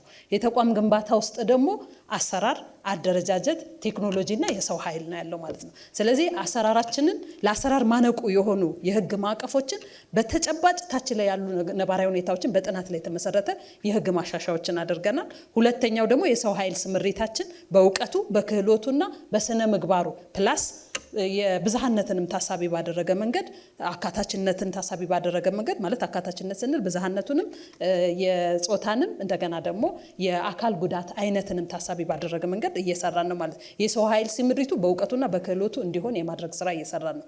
ከዛ በተጨማሪ ደግሞ ስራዎችን ለማቀላጠፍ ተጨማሪ ቴክኖሎጂ ያስፈልገናል። ስለዚህ ቴክኖሎጂ ለፍጥነት፣ ቴክኖሎጂ ለጥራት፣ ቴክኖሎጂ ደግሞ ብልሹ አሰራርን ለመከላከል ብለን እየሰራን ያለንበት ሁኔታ ነው ያለው ማለት ነው። ስለዚህ የሪፎርም ስራዎቻችን አደረጃጀቶች የተበታተኑትን ሰብሰብ ማድረግ ወይም ደግሞ ሰፋ ማለት ያለባቸውን አደረጃጀቶች የማስፋት አሰራርን የማጎልበት እንደገና ደግሞ ቴክኖሎጂን የመጠቀምና የሰው ኃይል ስምሪታችን በእውቀቱ በክህሎቱና በሙያ መስኩ በተቋሙ ተልዕኮ ማሳካት በሚችልበት ደረጃ ላይ እየሰራን ያለንበት ነው። ስለዚህ አሁን የጀመርናቸው የመሶብ አገልግሎቶች የበለጠ ከፍጥነትና ከጥራት ከታማኝነት ጋር ቅድም ሲገልጽ እንደነበረው 98% ውጤት ማምጣት የቻልንበት ነው። በቀጣይም ደግሞ አሁን የጀመርናቸው የተንቀሳቃሽ አገልግሎቶች አሉ ማለት ነው። አገልግሎት አሰጣጡን ለማሳለጥ ማለት። ስለዚህ ሪፎርሞቻችን በተሟላ መንገድ ተቋም የሚቀይሩ የሚለውጡ የሚጨበጡ እንዲሆኑ እያደረገ እናመሰግናለን። ወደ አራተኛው ምዕራፍ ተሸጋግረናል። አራተኛው ምዕራፍ የሚሆነው እዚህ ያላችሁ ፖለቲካ ፓርቲዎች እርስ በርስ ጥያቄ የምትጠያየቁበትና ምላሽ የምትሰጡበት ይሆናል። በዚህም አንድ ፖለቲካ ፓርቲ ለሁለት ፖለቲካ ፓርቲዎች ሁለት ጥያቄዎችን ማቅረብ ይችላል። ካልሆነም ለአንድ ፖለቲካ ፓርቲ ሁለቱንም ጥያቄ ማቅረብ ይችላል ማለት ነው። የመጀመሪያውን ጥያቄ የምታቀርቡት ሰላም ለኢትዮጵያ ጥምረት ነው። መቀጠል ይችላል። አመሰግናለሁ። የመጀመሪያው ጥያቄ ለብልጽግና ነው የሚሆነው። ለብልጽግና የምጠይቀው ጥያቄ በሲቪል ሰርቪስ ውስጥ የፖለቲካ ጣልቃ ገብነት አናረግም፣ እያደረግን አይደለንም፣ አባሎቻችን አክቹዋሊ አሉ፣ ከዛ ውጪ ግን አይደለም እያላችሁ ነው። የፖለቲካ ማነው የሲቪል ሰርቪሱ መሪዎቻችሁ የፖለቲካ ተሿሚዎች አይደሉም ወይ? አንድ የፖለቲካ ተሿሚ ከሆኑ ደግሞ የፖለቲካ ጣልቃ ገብነት መኖሩን በእርግጠኝነት ማረጋገጥ ነው። ይሄን ምናልባት አይደሉም ካሉ የኢትዮጵያ ሕዝብ በሙሉ የሚያውቀው ነው። ሁለተኛ ለሁለቱ ፓርቲዎች ደግሞ የምጠይቀው ጥያቄ ያለኝ ጥያቄ ሁለቱም ፓርቲዎች የብሔርን ጉዳይ ከሲቪል ሰርቪስ ጋር አናገናኝም፣ ይሄ ማለት ሲቪል ሰርቪሱን ማበላሸት ነው የሚል ሀሳብ አቅርበዋል። ኢትዮጵያ የብሔሮች ሀገር ናት። ብሔሮች በኢትዮጵያ ውስጥ ደግሞ ዛሬ በእኩል ደረጃ ላይ አይደሉም ያሉት። አሁን እነሱ የሚሉትን ደረጃ ላይ አልደረስንም። ወደ ኋላ የቀሩ ብሔር ብሔረሰቦች አሉ። የኢትዮጵያን ጉዳዮች መካፈል ያለባቸው መጋራት ያለባቸው ብሔር ብሔረሰቦች አሉ። እነዚህን ከብሔር ብሔረሰብ አንጻር ውክልናና እኩልነት አንጻር በሲቪል ሰርቪሱ ውስጥ እንዴት አድርገው ነው አካታች የሚያደርጉት? አካታችነት የሚባል ኮንሰፕት አለ፣ ዓለም አቀፋዊ ኮንሰፕት። ይሄን የብሔርን ጉዳይ አካታችነት ውስጥ አናስገባም፣ በብሔር ወደ ኋላ የቀሩ የሉም ብላችሁ ነው የምታምኑት? አመሰግናለሁ። ለሁለታችሁም ስለሆነ የቀረበው ባልደራስ ለእውነተኛ ዴሞክራሲ መቀጠል ይችላል። እሺ፣ አመሰግናለሁ። የሲቪል ሰርቪስ ቅድም እንደተናገር ነው አገልግሎት የሚሰጥ ሲቪል ሰርቪስ ነው። እኔ አገልግሎት ለማግኘት መጣሁ። ለምሳሌ ልማር መጣሁ። የምማርበት የራሱን የሆነ ካሪኩለም ተዘጋጅቶለት ቀርቧል። ሽናሻ አስተማረኝ አማራ፣ ዶርዜ አስተማረኝ ወላይታ፣ ለእኔ ምኑም ነው። ኦብጀክቲቭ አለው፣ ያንን አድሬስ ማድረግ ነው። ብሔርን እውነተኛ ለሆነው ወይም ደግሞ ያንን ብሔር ለመጠቀሚያ እንጂ እስካሁን ከኢህአዴግ ጀምሮ እየተጠቀምንበት ያለ ነው ተሞክሯችን እውነትም መብቶችን ለማስከበርና እንደሚባለውም ለይስሙላ ሳይሆን እንደሚባለውም የዚያን ብሔር ተጠቃሚ ሲሆን አላየ። እየሄድንበት ያለነው መንገድ ይሄ ነው። ስለዚህ የምንሄድበት መንገድ ካላዋጣ ቆሞ ማሰብና አቅጣጫ መቀየር ያስፈልጋል። አገልግሎት መኪና ልሳፈር መጣሁ። ሹፌሩ እኔ ማን እንደሆነ እኔ ምን አገባኝ? አገልግሎቱን ይስጠኝ። ሲቪል ሰርቪስ የተመሰረተበት ሕግ መመሪያ ለሚቋቋምበት ያን አገልግሎት ለመስጠት ብሔር እንደ መነሻ ማድረግ የለበትም። ሰዎች እንዲሳተፉ ቀድሞ ትምህርት የሚያገኛለ፣ ገጠር ደግሞ በከብት እርባታም ይኖራል። ትምህርቱን ብቃቱን ለዚያ ልዩ ምደባ ተመድቦ ልዩ ድጋፍ ተደርጎ ያን ሰው ወደ አገልግሎት እንዲመጣ ማድረግ ይቻላል እንጂ ብቃት የሌለው አገልጋይ በብሔር ኮታ አምጥቶ ማስቀመጥ ስራን መበደል ነው። እርካታም የተባለው በዚህ ልናመጣ አንችልም። ብሔር ብሔረሰቦች ግን ያላቸው ንቃተ ህሊና ወይም ደግሞ ያሉበት ተደራሽነት ይታወቃል። እነሱን ማብቃት፣ መገንባት፣ ተቋማትን እነሱ ጋር ማድረስ፣ እኩል ሼር ማድረግ ነው አገር የሚያበለጽገው። ከዛ ውጭ ብቃት የሌለውን ሰው የማይችለው ስራ ላይ አምጥቶ ማስቀመጥ ሀገርን መግደል ነው። ይሄ የመጣንበት ነው። ሲጀመርም ብሔሮች ተወክለዋል ብለን እኛ አናምንም። አካል ጉዳተኝነትም አድሬስ ተደርጓል ብለን አናምንም። ለፖለቲካ ፍጆታና የብልጣብልጥ መንገድ ነው ኢህአዴግም የመጣበት አሁን ብልጽግና የሚያስቀጥለው። ይሄ የይስሙላ የሆነውን ፈጽሞ እናቆማለን፣ ተደራሽ ግን እናደርጋለን። ቀጣዩ ምላሽ የሚሰጡን ብልጽግና ፓርቲ ነው። መቀጠል ይችላሉ። እሺ፣ የብልጽግና ፓርቲ እንግዲህ ባለፉት 5 ዓመታት ህዝብ መርጦት ስልጣን የያዘ አካል ነው። ስለዚህ ስልጣን ደግሞ የያዘ አካል ደግሞ በመንግስት ተቋማት ውስጥ ለህዝብ ቃል የገባቸውን ወይም ደግሞ ፖሊሲ ስትራቴጂዎችን የሚያስፈጽመው በመንግስት ተቋም ውስጥ ነው ማለት ነው። ስለዚህ የመንግስት ተቋማትን የሚመሩ ተሿሚ አመራሮች የብልጽግና አባል ናቸው። ይሄ ምንም ኦብቪየስ ነው፣ ግልጽ ነው። ዛሬም ወደፊትም የሚኖር ነው ማለት ነው። እኛ ኢትዮጵያውያን ብቻ ሳይሆን በመላው ዓለም የፖለቲካ ስርዓት ውስጥ የሚያልፉ ሀገራት ሁሉ በዚህ አውድ ውስጥ ነው የሚያልፉት። ነገር ግን ደግሞ እንደ ብልጽግና ፓርቲ ደግሞ አዲሱና በአፍሪካ ተምሳሌት የሚሆን የአካታችነት ስርዓትን ተግባራዊ ያደርገናል። ይሄ ምንድነው? ለየትኛውም የፖለቲካ ፓርቲ በፖለቲካ ሂደት ውስጥ ተወዳድሮ እንኳን ማሸነፍ ባይችልም ነገር ግን ደግሞ በሀገር አስተዋጽኦ የራሱ ኮንትሪቢዩሽን ያስፈልገዋል በሚል የፖለቲካ ፓርቲዎች የመንግስት ተቋማትን እንዲመሩ ያደረግንበት ሁኔታ አለ። ለምሳሌ ማንሳት ይቻላል ትምህርት ሚኒስቴር፣ ኢኖቬሽን ቴክኖሎጂ ልማት ሚኒስቴር፣ በሚኒስቴር ዴኤታ አጠቃላይ በብዙ ተቋማት ላይ ሌሎች የተፎካካሪ ፓርቲዎችም ጭምር ሆነው የሚሰሩበት። ስለዚህ ተሿሚ ናቸው የሚለው ተሿሚዎቹ የፖለቲካ አባል ናቸው፣ እሱ ትክክል ነው። ያልሆኑትንም ግን እንዳስገባን መረዳት ያስፈልጋል። የብልሃትና ብልሹ አሰራርን በተመለከተ እንግዲህ ከአገልግሎት ጋር ተያይዞ ቅድም እነሱም ሲሉት እንደነበረው የስርዓት ችግር ሆኖ ተላልፎ የመጣ ነገር አለ። ነገር ግን ደግሞ እሱን ደግሞ ለማስተካከል ብልጽግና ያ ሪፎርም ስርዓቶችን ተግባራዊ እያደረገ ነው። አገልግሎት በቴክኖሎጂ የማቅረብና ከሰው ንክኪ በጸዳ መልኩ አገልግሎት የመስጠት ስራ ነው። ሁለተኛ ደግሞ ሰራተኞቻችን አመራሮቻችን ላይ የአስተሳሰብ ግንባታ የመስራት ስራ እየሰራ ነው። ስለዚህ እነዚህ ጥቃቅን የሚታዩ ከአገልግሎት ጋር ተያይዞ ግን ህብረተሰባችን ውስጥ ጥያቄ ሆነው ያሉ ተደጋጋሚ ሆነው የሚነሱ ተግዳሮቶች አሉ። እነሱን ለመፍታት የጀመርነው የመሶብ አገልግሎት ፕላስ ደግሞ አገልግሎቶችን ማህበረሰቡ ጋር ቀረብ ለማለት ደግሞ ተንቀሳቃሽ አገልግሎት የጀመርንበት ሁኔታ አለ። ስለዚህ ለሌብነትና ለብልሹ አሰራር ክፍት የሆኑ አሰራር ስርዓቶችን የማስተካከል ስራ እየሰራ ነው። ግን በአንድ ቀን በአንድ ጀንበር ለውጥ ሊመጣ የሚችልበት ነገር የለም። በጀመርነው ውጤት አይተንበታል። እሱን አጠናክረን የምንሄድ ነው የሚሆነው።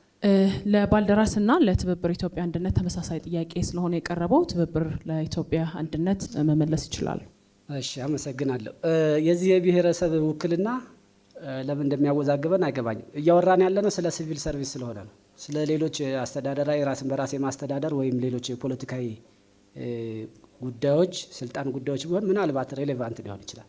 አሁን ግን ሲቪል ሰርቪሱ ሙያዊ ነው። በባህሪው ሙያዊ በሆነ ተቋም ውስጥ ብሔራዊ ሰብአዊ ውክልናን ማረጋገጥ የሚፈለገው ሲቪል ሰርቪሱ ሊያሳካ የሚፈልገውን ዓላማ እንዳያሳካ ነው የሚያደርገው። እንደው እንደ አንድ አውሮፕላን ብንወስደውና አንድ አውሮፕላን ለማብረር የብቃትን ሳይሆን የብሔረሰብ ውክልናን ብንለው የሚችለውም የማይችለውም መጥቶ እንዲያበረው መፍቀድ አውሮፕላኑንም ሆነ በውስጡ ያሉ ሰዎችን እንደማስጨረስ ነው የምቆጥረው። ስለዚህ የሚሆነው ምንድነው? በመሰረቱ ብልጽግናም ቢሆን ለፕሮፓጋንዳ እንጂ የእውነት ፈልጎት አይደለም። ኢትዮጵያ ውስጥ ያሉ ብሔር ብሔረሰቦች ውክልና ተረጋግጧል እንዴ? አሁን በዚህ ሰዓት ይሄ ፖለቲካ ነው። ለፖለቲካ ብለን ብሔር ብሔረሰቦችን እየደለል ያልተገባ ስልጣን ማግኘት አንፈልግም። ኢትዮጵያ አሁን የተቸገረችው ሲቪል ሰርቪስ የተቸገረው ብልሹ አሰራር በሙስና ነው። ይሄን ደግሞ ለማስተካከል የብሔር ተዋጽኦ መፍትሄው አይሆንም። መፍትሄው መልካም ስነ ምግባር የታነጸ ብቃትና ብቃት ሜሪት ቤዝድ ብቻ የሆነ አሰራር ስንፈጥር ነው። በሌሎች ጉዳዮች ፖለቲካዊ ጉዳዮች ላይ ጥያቄው ልንመልስ እንችላለን። እኛ ግን እንደ ትብብር ለኢትዮጵያ አንድነት ዜጋን መሰረት ያደረገ ሰዎች በዜግነታቸው የሚከበሩበት የሚመዘኑበት እንጂ የሆነ ብሔር ሀሳብ አባል ስለሆኑ ቅድሚያ የሚሰጥበት ምክንያት ከፈጠን ነገ እያንዳንዱ ብሔረሰብ የኔ አባል ነው ብሎ የሚያምነው አመራር ስልጣን በያዘ ቁጥር አገሪቱ ማትወጣው አዙሪት ውስጥ ነው የምትገባ። አሁንም እየሆነ ያለው በሀገራችን ይሄ ነው። ወደ ቀጣዩ ጥያቄ አቅራቢ ያልፋለሁ። ቀጣዩን ጥያቄ የሚያቀርቡልን ባልደራስ ለእውነተኛ ዴሞክራሲ ይሆናል። ይቀጥሉ። እሺ፣ አመሰግናለሁ። እኔ ጥያቄን የማቀርበው ለብልጽግና ፓርቲ ነው። ዛሬ የተገናኘንበት የሲቪል ሰርቪስን በተመለከተ ስለሆነ በሀገሪቱ አሁን ባለው ተጨባጭ ሁኔታ የትኛውም ተቋማት ላይ ብንሄድ የሲቪል ሰርቪሱ የታመመበት ሳይሆን የወደቀበት ነው። ዜጎች አሁን 43 የሞሰብ ፕሮግራም ላይ ሰርተን ከ98% በላይ እርካታ ሰበሰብን። እርካታው ከየት እንደተሰበሰበ እንግዲህ ካቢኔዎች ወይም ደግሞ ባለስልጣናት ሞልቶት ከሆነ አናቅም። በትምህርቱ ብንሄድ፣ በጤናው ብንሄድ፣ በየትኛውም ቦታ የሲቪል ሰርቪሱ ችግር ውስጥ ወድቋል። የፖለቲካ አመለካከትና ዘር ተኮር ነው እንጂ አገልግሎትን መሰረት ያደረገ አይደለም። ለምሳሌነት በግልጽ እንዲመልሱልኝ፣ አንደኛ በጤናው ብንሄድ ለምሳሌ አንድ ለእናቱ የሆነው የጥቁር አንበሳን እንኳ ብናይ ለሌሎች ነገሮች በጣም ወጪ ይወጣሉ። ግን ህዝብን ከሞት የሚያድን ለምሳሌ ለካንሰር እንኳ ህሙማን ብናይ ተበላሽቷል ተብሎ ዜጎች ረጅም ሰዓት ይጉላላሉ። ሀገሪቱ ላይ ግን ረብጣ ገንዘብ ብዙ ነገር ሊያደርግ የሚችል ላልሆነ ነገር ሲውል እናያለን። ህዝብን ከማገልገል አንጻር የሲቪል ሰርቪሱ ይሄን ማስረጃም ስላለኝ ነው የማቀርበው።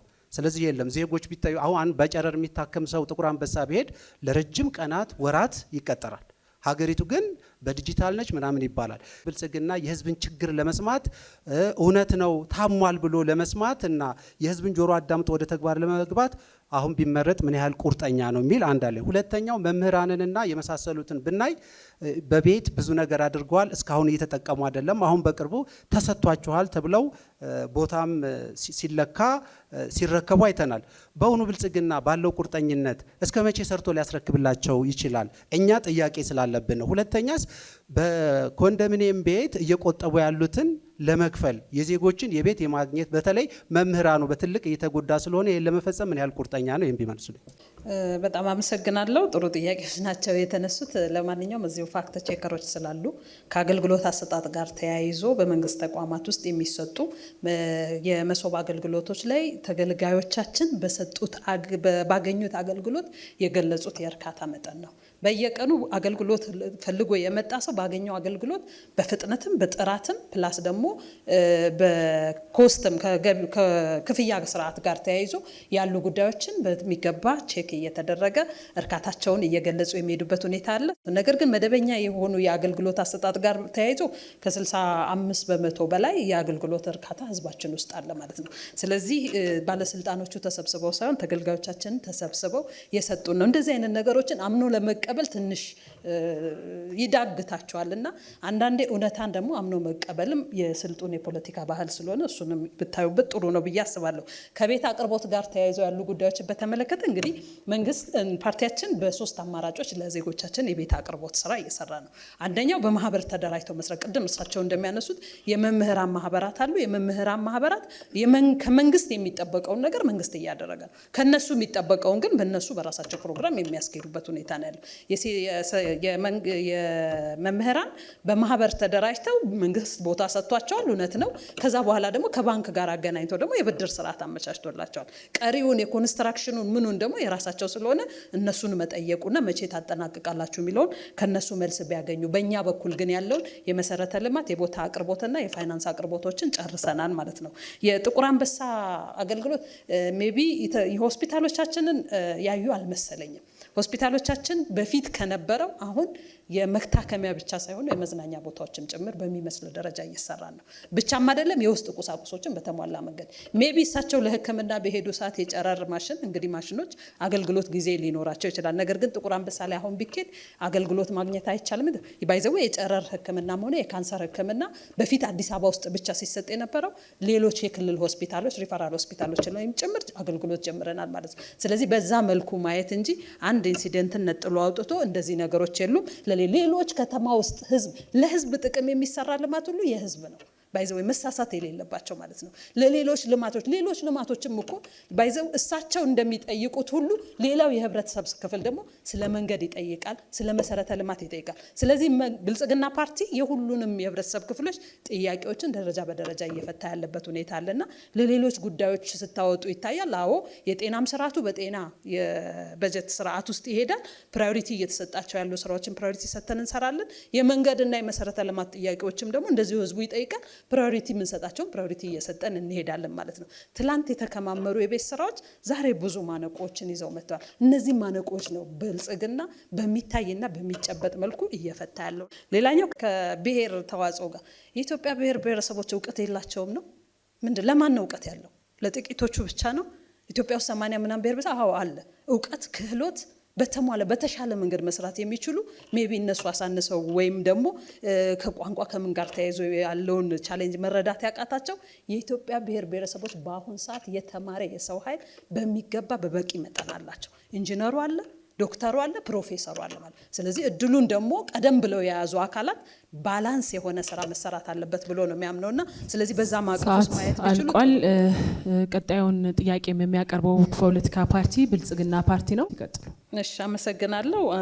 አንዱ ለትብብር ነው ማቀርበው።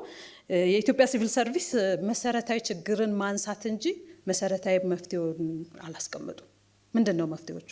የኢትዮጵያ ሲቪል ሰርቪስ ችግር እንግዲህ እሳቸውም ወይም ደግሞ ወክለው የመጡ አካላት ሲገልጹት እንደነበረው የተለያየ የስርዓት ስብራቶች እንደነበሩበት ገልጸዋል። ስለዚህ ይህንን በሚገባ የሚያውቁት ከሆነ ያብራሩት። መፍትሄዎቹን እነዚህ መፍትሄዎች አሉን ብለው ቢያብራሩት ወይም ደግሞ ችግሩንም በአግባቡ መረዳት ላይም ጭምር ያለውን ነገር ቢያወጡ ጥሩ ነው ብዬ አስባለሁ። ሁለተኛው ለባልደራስ የኢትዮጵያን ሕዝብ አያውቅም።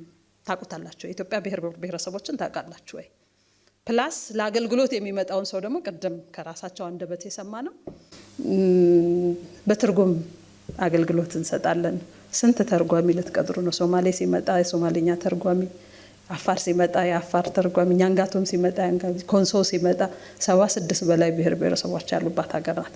በትርጉም ነው ወይስ የእነዚህን ብሔር ብሔረሰቦች እውቀት ክህሎት ከዳር ከተመልካችነት መሀል አምጥቶ ሀገር መስራት ላይ ያላቸውን ኮንትሪቢዩሽን ከማሳየት አኳያ እንዴት ነው የምትሰሩት? እሱን ማብራሪያ እንዲሰጡ ነው። አመሰግናለን። እናመሰግናለን። ከባልደራስ ጀምራለሁ። ይቀጥሉ። እሺ፣ ያው እንደተጠየቅነው ባልደራስ የኢትዮጵያ ብሔር ብሔረሰቦችን አያውቅም፣ ስንትስ ተርጓሚ ልታመጡ ነው የሚለው። በመሰረቱ ባልደራስ ትላንት የሚጮህ ነበር፣ ዛሬ የሚጮሃል። ባልደራስ ባለፈው ካለው ያልሆነ ምንም ነገር የለም። እብድ እስኪባል ድረስ ባልደራስ ጮኋል። ከተማው ላይ ሆኖ ያየነው ያን ጩኸት ነው። ዛሬም አልረፈደም፣ ህዝቡ ይሰማል ብለን ተስፋ እናደርጋለን። ቅድም የብልጽግና ተወካይ ሲመልሱ ምን ብለዋል? እርስ በርሱ የሚጋጭ ስለሆነ ማለት ነው። ብሔር ብሔረሰቦች በቁጥር ትንሽ የሆኑትም ኢንጂነሩ አላቸው፣ የተሟላ ብቃት እውቀት አላቸው ተባለ። አሁን ይሄ ነው ህዝብ ይታዘበናል፣ ህሊናም አለን የምንለው። ታዲያ እንደዚያ ከሆነ የብሔርን ኮታ ምን አመጣው?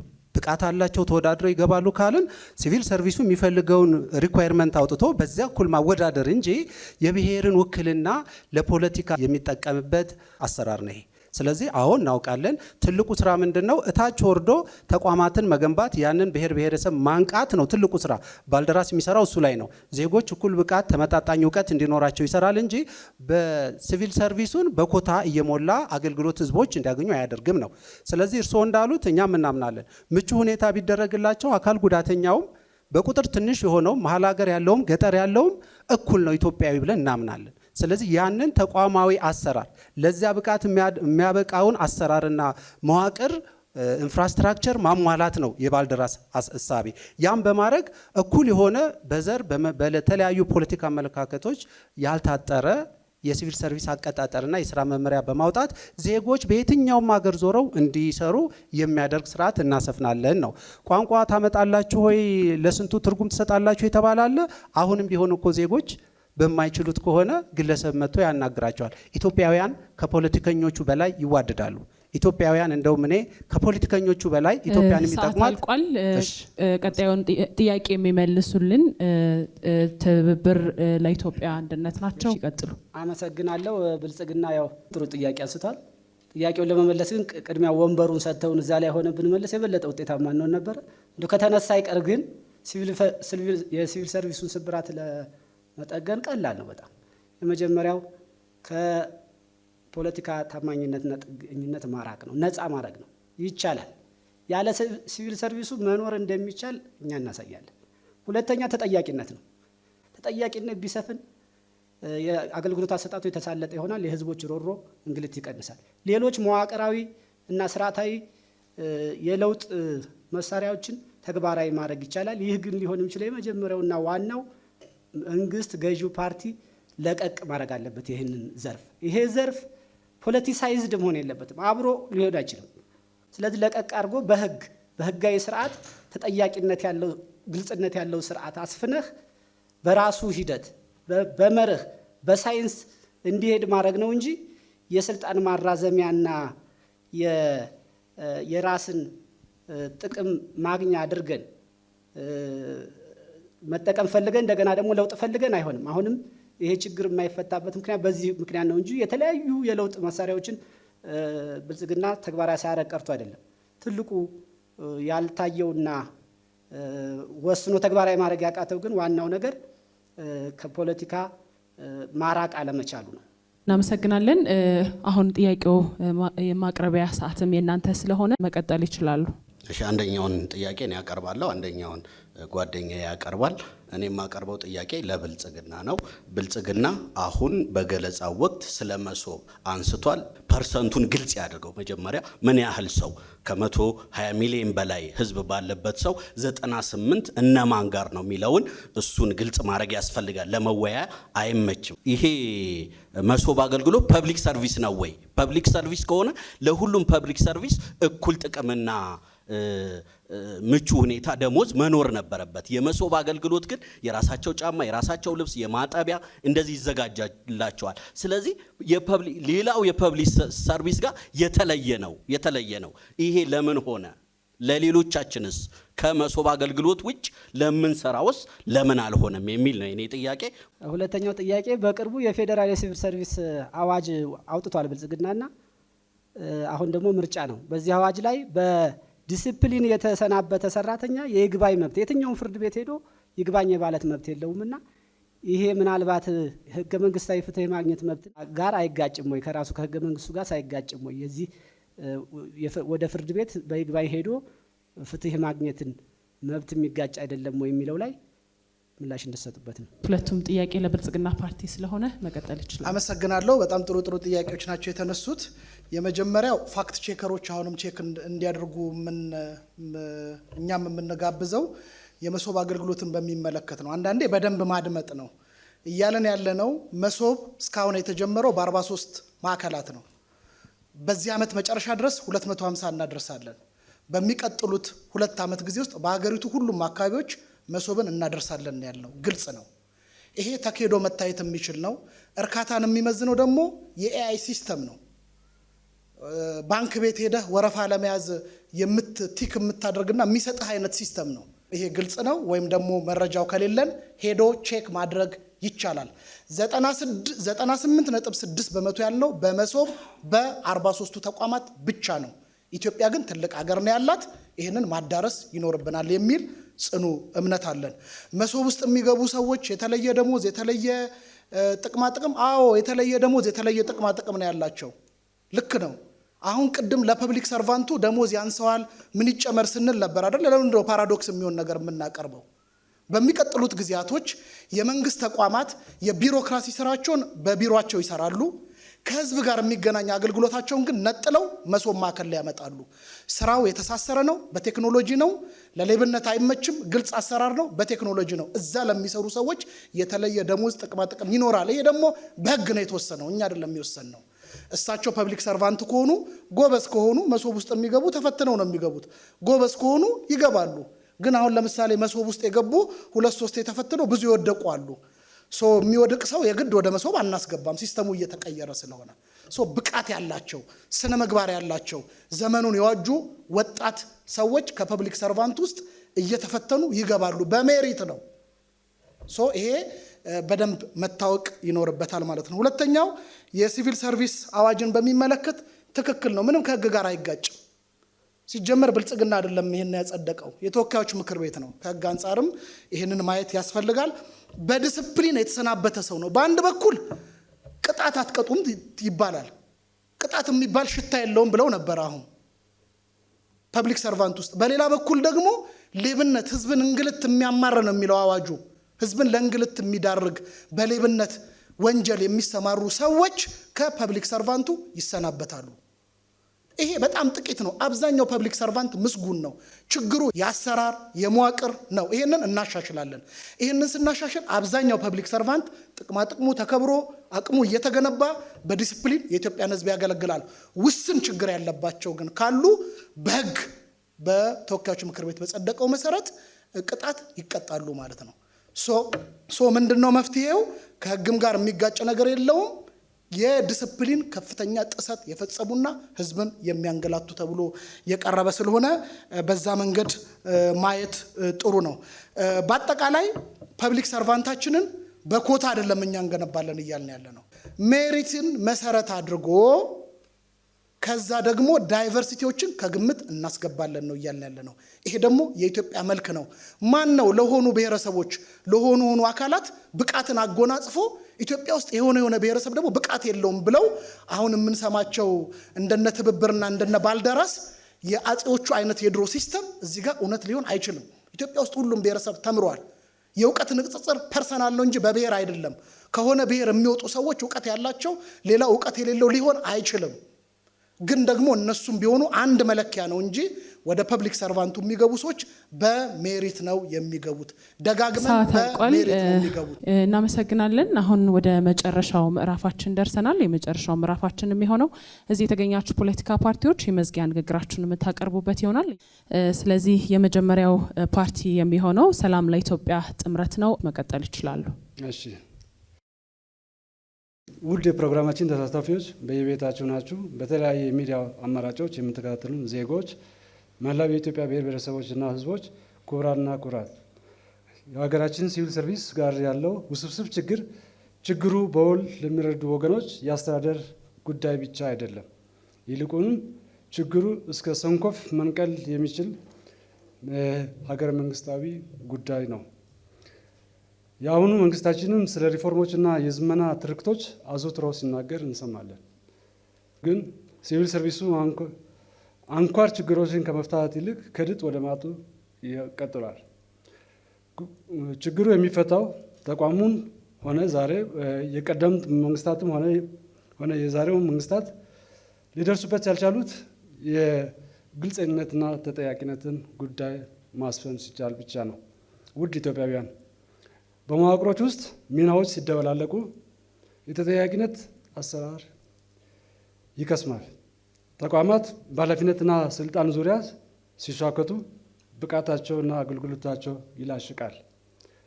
ሲቪል ሰርቪሱ በፖለቲካ ጣልቃ ገብነት ሲታመም ሙያዊ አገልግሎትና ክብሩ ይጨናገፋል። እናስ መፍትሄው ምን አለ? ጥምረታችን ለዚህ በቂና ግልጽ የሆነ መልስ አለው። የፖለቲካ ስልጣንን ከአስተዳደራዊ አገልግሎቶች አጽድቶ የሚለየው ፕሬዝዳንታዊ አይነተ መንግስት አቅርበንላቸዋል። እንዲሁም በሁሉም መንግስታዊ መዋቅሮች ደረጃ ኃላፊነቶችን ከተጠያቂነት ጋር ግልጽ በሆነ ባለው አኳኋን ወስኖ የሚያከፋፍለውን ተመጣጣኝ ህብረ ብሔራዊ ፌዴራሊዝምን ይዘን ቀርበናል።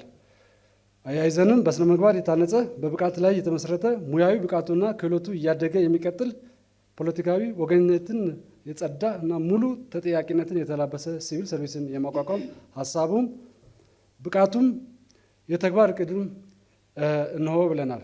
ውድ ኢትዮጵያውያን፣ ክቡራትና ክቡራን መራጮቻችን፣ ውጤታማ ሀገረ መንግስት ማለት ተቋማት የተረጋጉ ሚናቸውን ግልጽ የሆነና የማያሻማ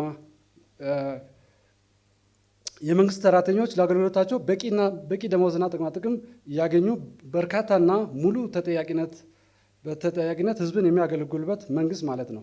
ዛሬ ህዝባችን የሚያስፈልገው እንዲህ አይነት ስርዓት ነው።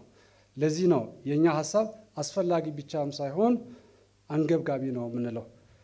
እናም የሲቪል ሰርቪስን ችግር በውል አጥንቶ ፍቱን የመፍትሄ ሀሳቦችን ይዞላችሁ የመጣውን ሰላም ለኢትዮጵያ ጥምረትን ይምረጡ፣ መንግስታዊ ጥገኝነትን በያዙት የምርጫ ካርድ ይመክቱ።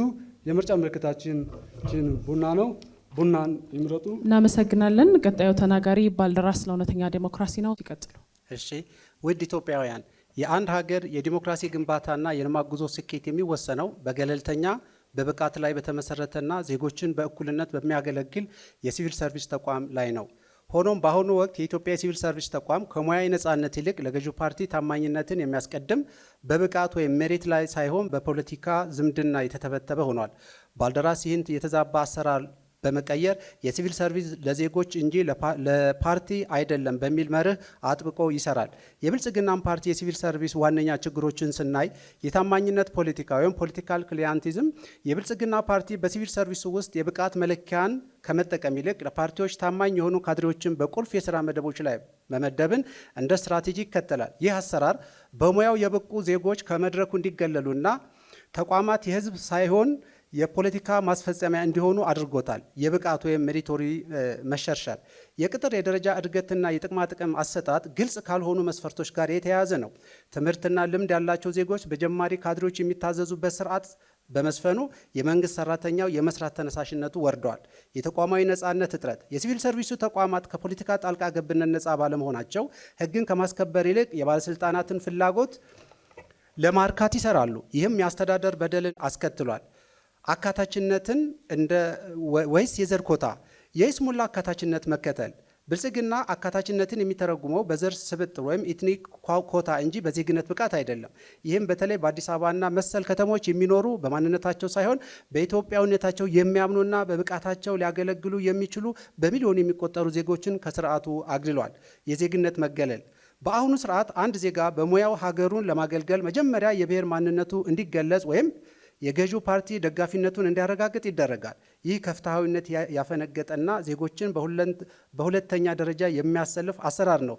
የባልደራስ በምርጫው ብትመርጡትና ስልጣን ቢይዝ ባልደራስ ለእውነተኛ ዲሞክራሲ ስልጣን ቢይዝ የሚከተሉትን ለውጦች ያደርጋል። አንደኛ፣ ገለልተኛ የሲቪል ሰርቪስ ኮሚሽን ማንኛውም የፖለቲካ ፓርቲ ንጹህና ነፃ የሆነ በፓርላማ የሚሾምና በሙያተኞች የሚመራ ኮሚሽን በማቋቋም የቅጥርና እድገትን ስርዓቶችን በብቃት ላይ ብቻ የተመሰረተ ያደርጋል። ብቃትን መሰረት ያደረገ አሰራር ይከተላል። ማንኛውም የመንግስት ስራ መደብ ለሁሉም ዜጎች በእኩልነት ክፍት እንዲሆን ይደረጋል። ብሔር፣ ሃይማኖት ወይም የፖለቲካ አመለካከት ለቅጥር መስፈርትነት እንዳይውሉ በህግ ይከለክላል። እውነተኛ አካታችነት ማለት የብሔር ድርሻ መከፋፈል ሳይሆን ማንኛውም ኢትዮጵያዊ በየትኛውም የሀገሪቱ ክፍል በችሎታው የመስራት መብቱ ሲከበር ነው። በተለይ በአዲስ አበባ የሚኖሩ ዜጎች በማንነታቸው ምክንያት ከስራ እድልና ከሹመት የሚገለሉበት አሰራር ያከትማል። ተጠያቂነትና ግልጸኝነት የመንግስት ሰራተኞች ለህዝብ እንጂ ለሹማምንት እንዳይገዙ የሚያደርግ የአሰራር ስርዓት ይዘረጋል። አመሰግናለሁ። እናመሰግናለን። ቀጣዩ ተናጋሪ የሚሆነው ብልጽግና ፓርቲ ነው። እጅግ አድርጌ አመሰግናለሁ። የተከበራችሁ የኢትዮጵያ ሕዝቦች ዛሬ በነበረን ክርክር እንደታዘባችሁት ተፎካካሪዎች በተለይ ደግሞ ባልደራስና ትብብር በኢትዮጵያ ሲቪል ሰርቪስ ውስጥ ዳይቨርሲቲን ማካተት ብቃት የሌላቸውን መሰብሰብ ነው በሚል መንገድ የኢትዮጵያ ብሔር ብሔረሰቦችን አሁናዊ ሁኔታ ባልተረዳ መንገድ በጣም በሚያሳፍር አግባብ አቋማቸውን ሲያንጸባርቁ ተመልክታችኋል። ከዛም አልፎ ባልደራስ የአፄ ኃይለሥላሴ ጊዜ አንድ አይነትነትን የሚሰብክ የነበረ ልሙጥ የሆነ ከአንድ አካባቢ የተሰባሰበ ፐብሊክ ሰርቫንት የነበረበትን ሲያሞግሱ ተመልክታችኋል። በአጠቃላይ ደግሞ ኢትዮጵያ ውስጥ ምንም በአሁኑ ሰዓት ፐብሊክ ሰርቫንትም የለም ሲሉም ያያችሁት ነው።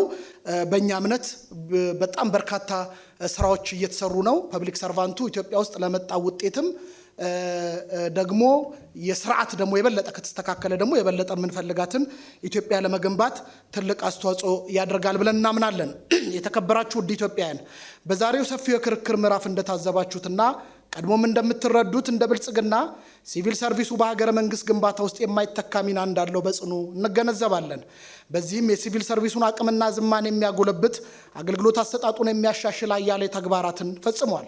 ሲቪል ሰርቪሱ ቅቡልነት ያለው ሀገረ መንግስት ከመገንባት አንጻር የጀርባ አጥንትነት ሚና ያለው ቢሆንም በነበሩ ስርዓቶች ድክመትና የአሰራር ስብራት ሳቢያ ከአንድ ምዕት ዓመት በላይ የከረመ የብቃትና የአገልግሎት አሰጣጥ ችግሮች ያሉበት መሆኑ የማይካድ ቢሆንም ብልጽግና ባለፉት 7 የለውጥ ዓመታት ችግሩን ከመሰረቱ የሚቀርፍ ሪፎርም በማካሄድ ላይ ይገኛል። በአንዳንድ ጉዳዮችም ተስፋ ሰጪ ውጤት ማየት ተጀምሯል።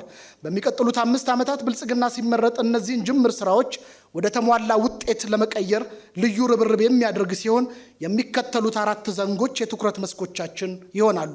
አንደኛ፣ አገልግሎቶችን ከማሻሻል አንጻር በዘመናት የህዝብ አገልግሎት ታሪካችን ውስጥ ጉልህ ስብራት ሆኖ የቆየውን አድሎና እንግልት በማስወገድ ረገድ ትልቅ ተስፋ የተጣለበትንና በዚህ ዓመት ጀምረን እስካሁን በሁሉም ክልሎች በ43 ማዕከላት ላይ ስራ የጀመርንበትንና በዓመቱ መጨረሻ 250 በላይ ማዕከላት ለማድረስ እየሰራንበት የምንገኘውን የመሶብ አንድ ማዕከል አገልግሎት በመላው ሀገሪቱ እስከ ታችኛው መዋቅር ድረስ እናዳርሳለን። የተንቀሳቃሽ ባስና የሞባይል አገልግሎትን እንተገብራለን። 2 ከሲቪል ሰርቫንቱም አንጻር ሁለንተና የመንግስታዊ ድጋፍ እየተደረገለት በእውቀቱና ክህሎቱ የዳበረ በስነ ምግባሩ የተመሰገነ እንዲሆንና የሀገር ኢኮኖሚ በፈቀደ አግባብ ኑሮ በዘላቂነት እንዲሻሻል የሚያስችል ስራ በልዩ ቁርጠኝነት የምንሰራ ይሆናል። 3 ከተቋም ግንባታ አንጻር የሲቪል ሰርቪሱ ተቋም ዓለም አቀፍ ተወዳዳሪ የሆነ ገለልተኝነትና ግልጽ አሰራር መገለጫ ሆኖ ኢትዮጵያን በሚመስል አግባብ እንዲደራጅ እናደርጋለን። በአጠቃላይ 4ኛ በአጠቃላይ የሲቪል ሰርቪሱ ተቋማት የህዝብን ቅሬታና አስተያየት በክብር የሚቀበሉና በአግባቡ የሚፈቱ ከዕቅድ እስከ አፈጻጸም ግምገማ ህዝብን የሚያሳትፉ የህዝብ ተጠቃሚነትና እርካታ ግባቸው ሆኖ የሚተጉ እንዲሆኑ እንሰራለን። ብልጽግናን ይምረጡ። የሚሆነው ትብብር ለኢትዮጵያ አንድነት ነው። መቀጠል ይችላሉ። ውድ ኢትዮጵያውያን፣ የተከበራችሁ የሲቪል ሰርቪስ ተገልጋዮች፣ የመንግስት ሰራተኞች፣ ገዢው ፓርቲ ሲቪል ሰርቪሱ ተሻሽሏል እያለ ነው። እውነታው ግን ሲቪል ሰርቪሱ ኮራፕትድ ሆኗል፣ ተበላሽቷል፣ ሕክምና ይፈልጋል። እኛ በዘርፉ ያለውን ችግር ለመፍታት ትብብር ለኢትዮጵያ አማራጭ ይዘን መጥተናል። የመንግስት ኃላፊነት ስንረከብ የዘርፉን ችግር ለመፍታት የሚያስችል እርምጃ ለመውሰድ ቆርጠን ተነስተናል። ተጠሪነቱ ለህግ አውጪው አካል የሆነ የሲቪል ሰርቪስ አደረጃጀት ይቋቋማል። እኛ ስንመረጥ ሲቪል ሰርቪሱን ከፓርቲ ታማኝነት አላቀን በብቃት ላይ የተመሰረተ እናደርገዋለን። በተለያዩ ምክንያቶች አስተዳደራዊ በደል የደረሰባቸውን ሰራተኞችን ጉዳይ የሚያጣራ ገለልተኛ የሆነ አጣሪ ኮሚሽን እናቋቁማለን። ሙያዊነት የነገሰበትና ባለሙያ የሚከበርበት ሲቪል ሰርቪስ ሆኖ ለማየት ትብብር ለኢትዮጵያን ይምረጡ ምልክታችን አውራጣት ነው። ሰራተኞች በብቃታቸውና በብቃታቸው ብቻ የሚመዘኑበት ሲቪል ሰርቪስ ለማየት ተገንብቶ ለማየት ከፈለጉ ትብብር ለኢትዮጵያ አንድነትን ይምረጡ ምልክታችን አውራጣት ነው። አውራጣት የመተባበር የአይዞህ ባይነት የአሸናፊነት ምልክት ነው። ተገልጋዩ በዜግነቱ ኮርቶና ምርጥ አገልግሎት አግኝቶ የሚሸኝበትን የሲቪል ሰርቪስ ስርዓትን ሆኖ ለማየት ትብብር ለኢትዮጵያን ይምረጡ የሴቶችን፣ የወጣቶችን፣ የአካል ጉዳተኞችን የስራ ተካታችነት ተግባራዊ ሆኖ ለማየት እኛን ይምረጡ። እኛ ስንመረጥ ተገልጋዩን ህብረተሰብ የሚቀጣ ሳይሆን የሚደግፍ የታክስና የአገልግሎት ክፍያ ማስተካከያ እናደርጋለን። የመንግስት ሰራተኞችን የመደራጀት ሰብአዊ መብት እናረጋግጣለን። የሴቶችን የወሊድ ፍቃድ ወደ 6 ወር እናራዝማለን። በወሬ ሳይሆን በተግባር ቀልጣፋ ጥራት ያለውና ውጤታማ ሲቪል ሰርቪስ ለማየት ከፈለጉ ትብብር ለኢትዮጵያን ይምረጡ። ሌላው ቀርቶ እናንተም በምትፈልጉት ልክ ለማገልገል አቅም ቢያጥረን እንኳ ቢያንስ የሰውነት ክብራችሁን ለመጠበቅና ለማስጠበቅ ቃል እንገባለን። እንግዲያውስ ትብብር ለኢትዮጵያ አንድነት እናመሰግናለን። ተመልካቾቻችን ይህ የምትከታተሉት የኢትዮጵያ ብሔራዊ ምርጫ ቦርድ የፖለቲካ ምህዳሩን ለማስፋት የተለያዩ ለ7ኛው ጠቅላላ ምርጫ የሚወዳደሩ ፖለቲካ ፓርቲዎች አማራጮቻቸውን ይዘው እንዲቀርቡ የተመቻቸ የእድል የክርክር መድረክ ነው። ይህንን መድረክ በዛሬው ርዕሰ ጉዳያችን የተከታተላችሁት ይመስል ነበረ። እዚህ ያላችሁ የፖለቲካ ፓርቲዎች ላደረጋችሁልን ሰላማዊ ክርክር እዚህ ያላችሁ ታዳሚዎች አመስግኑልን።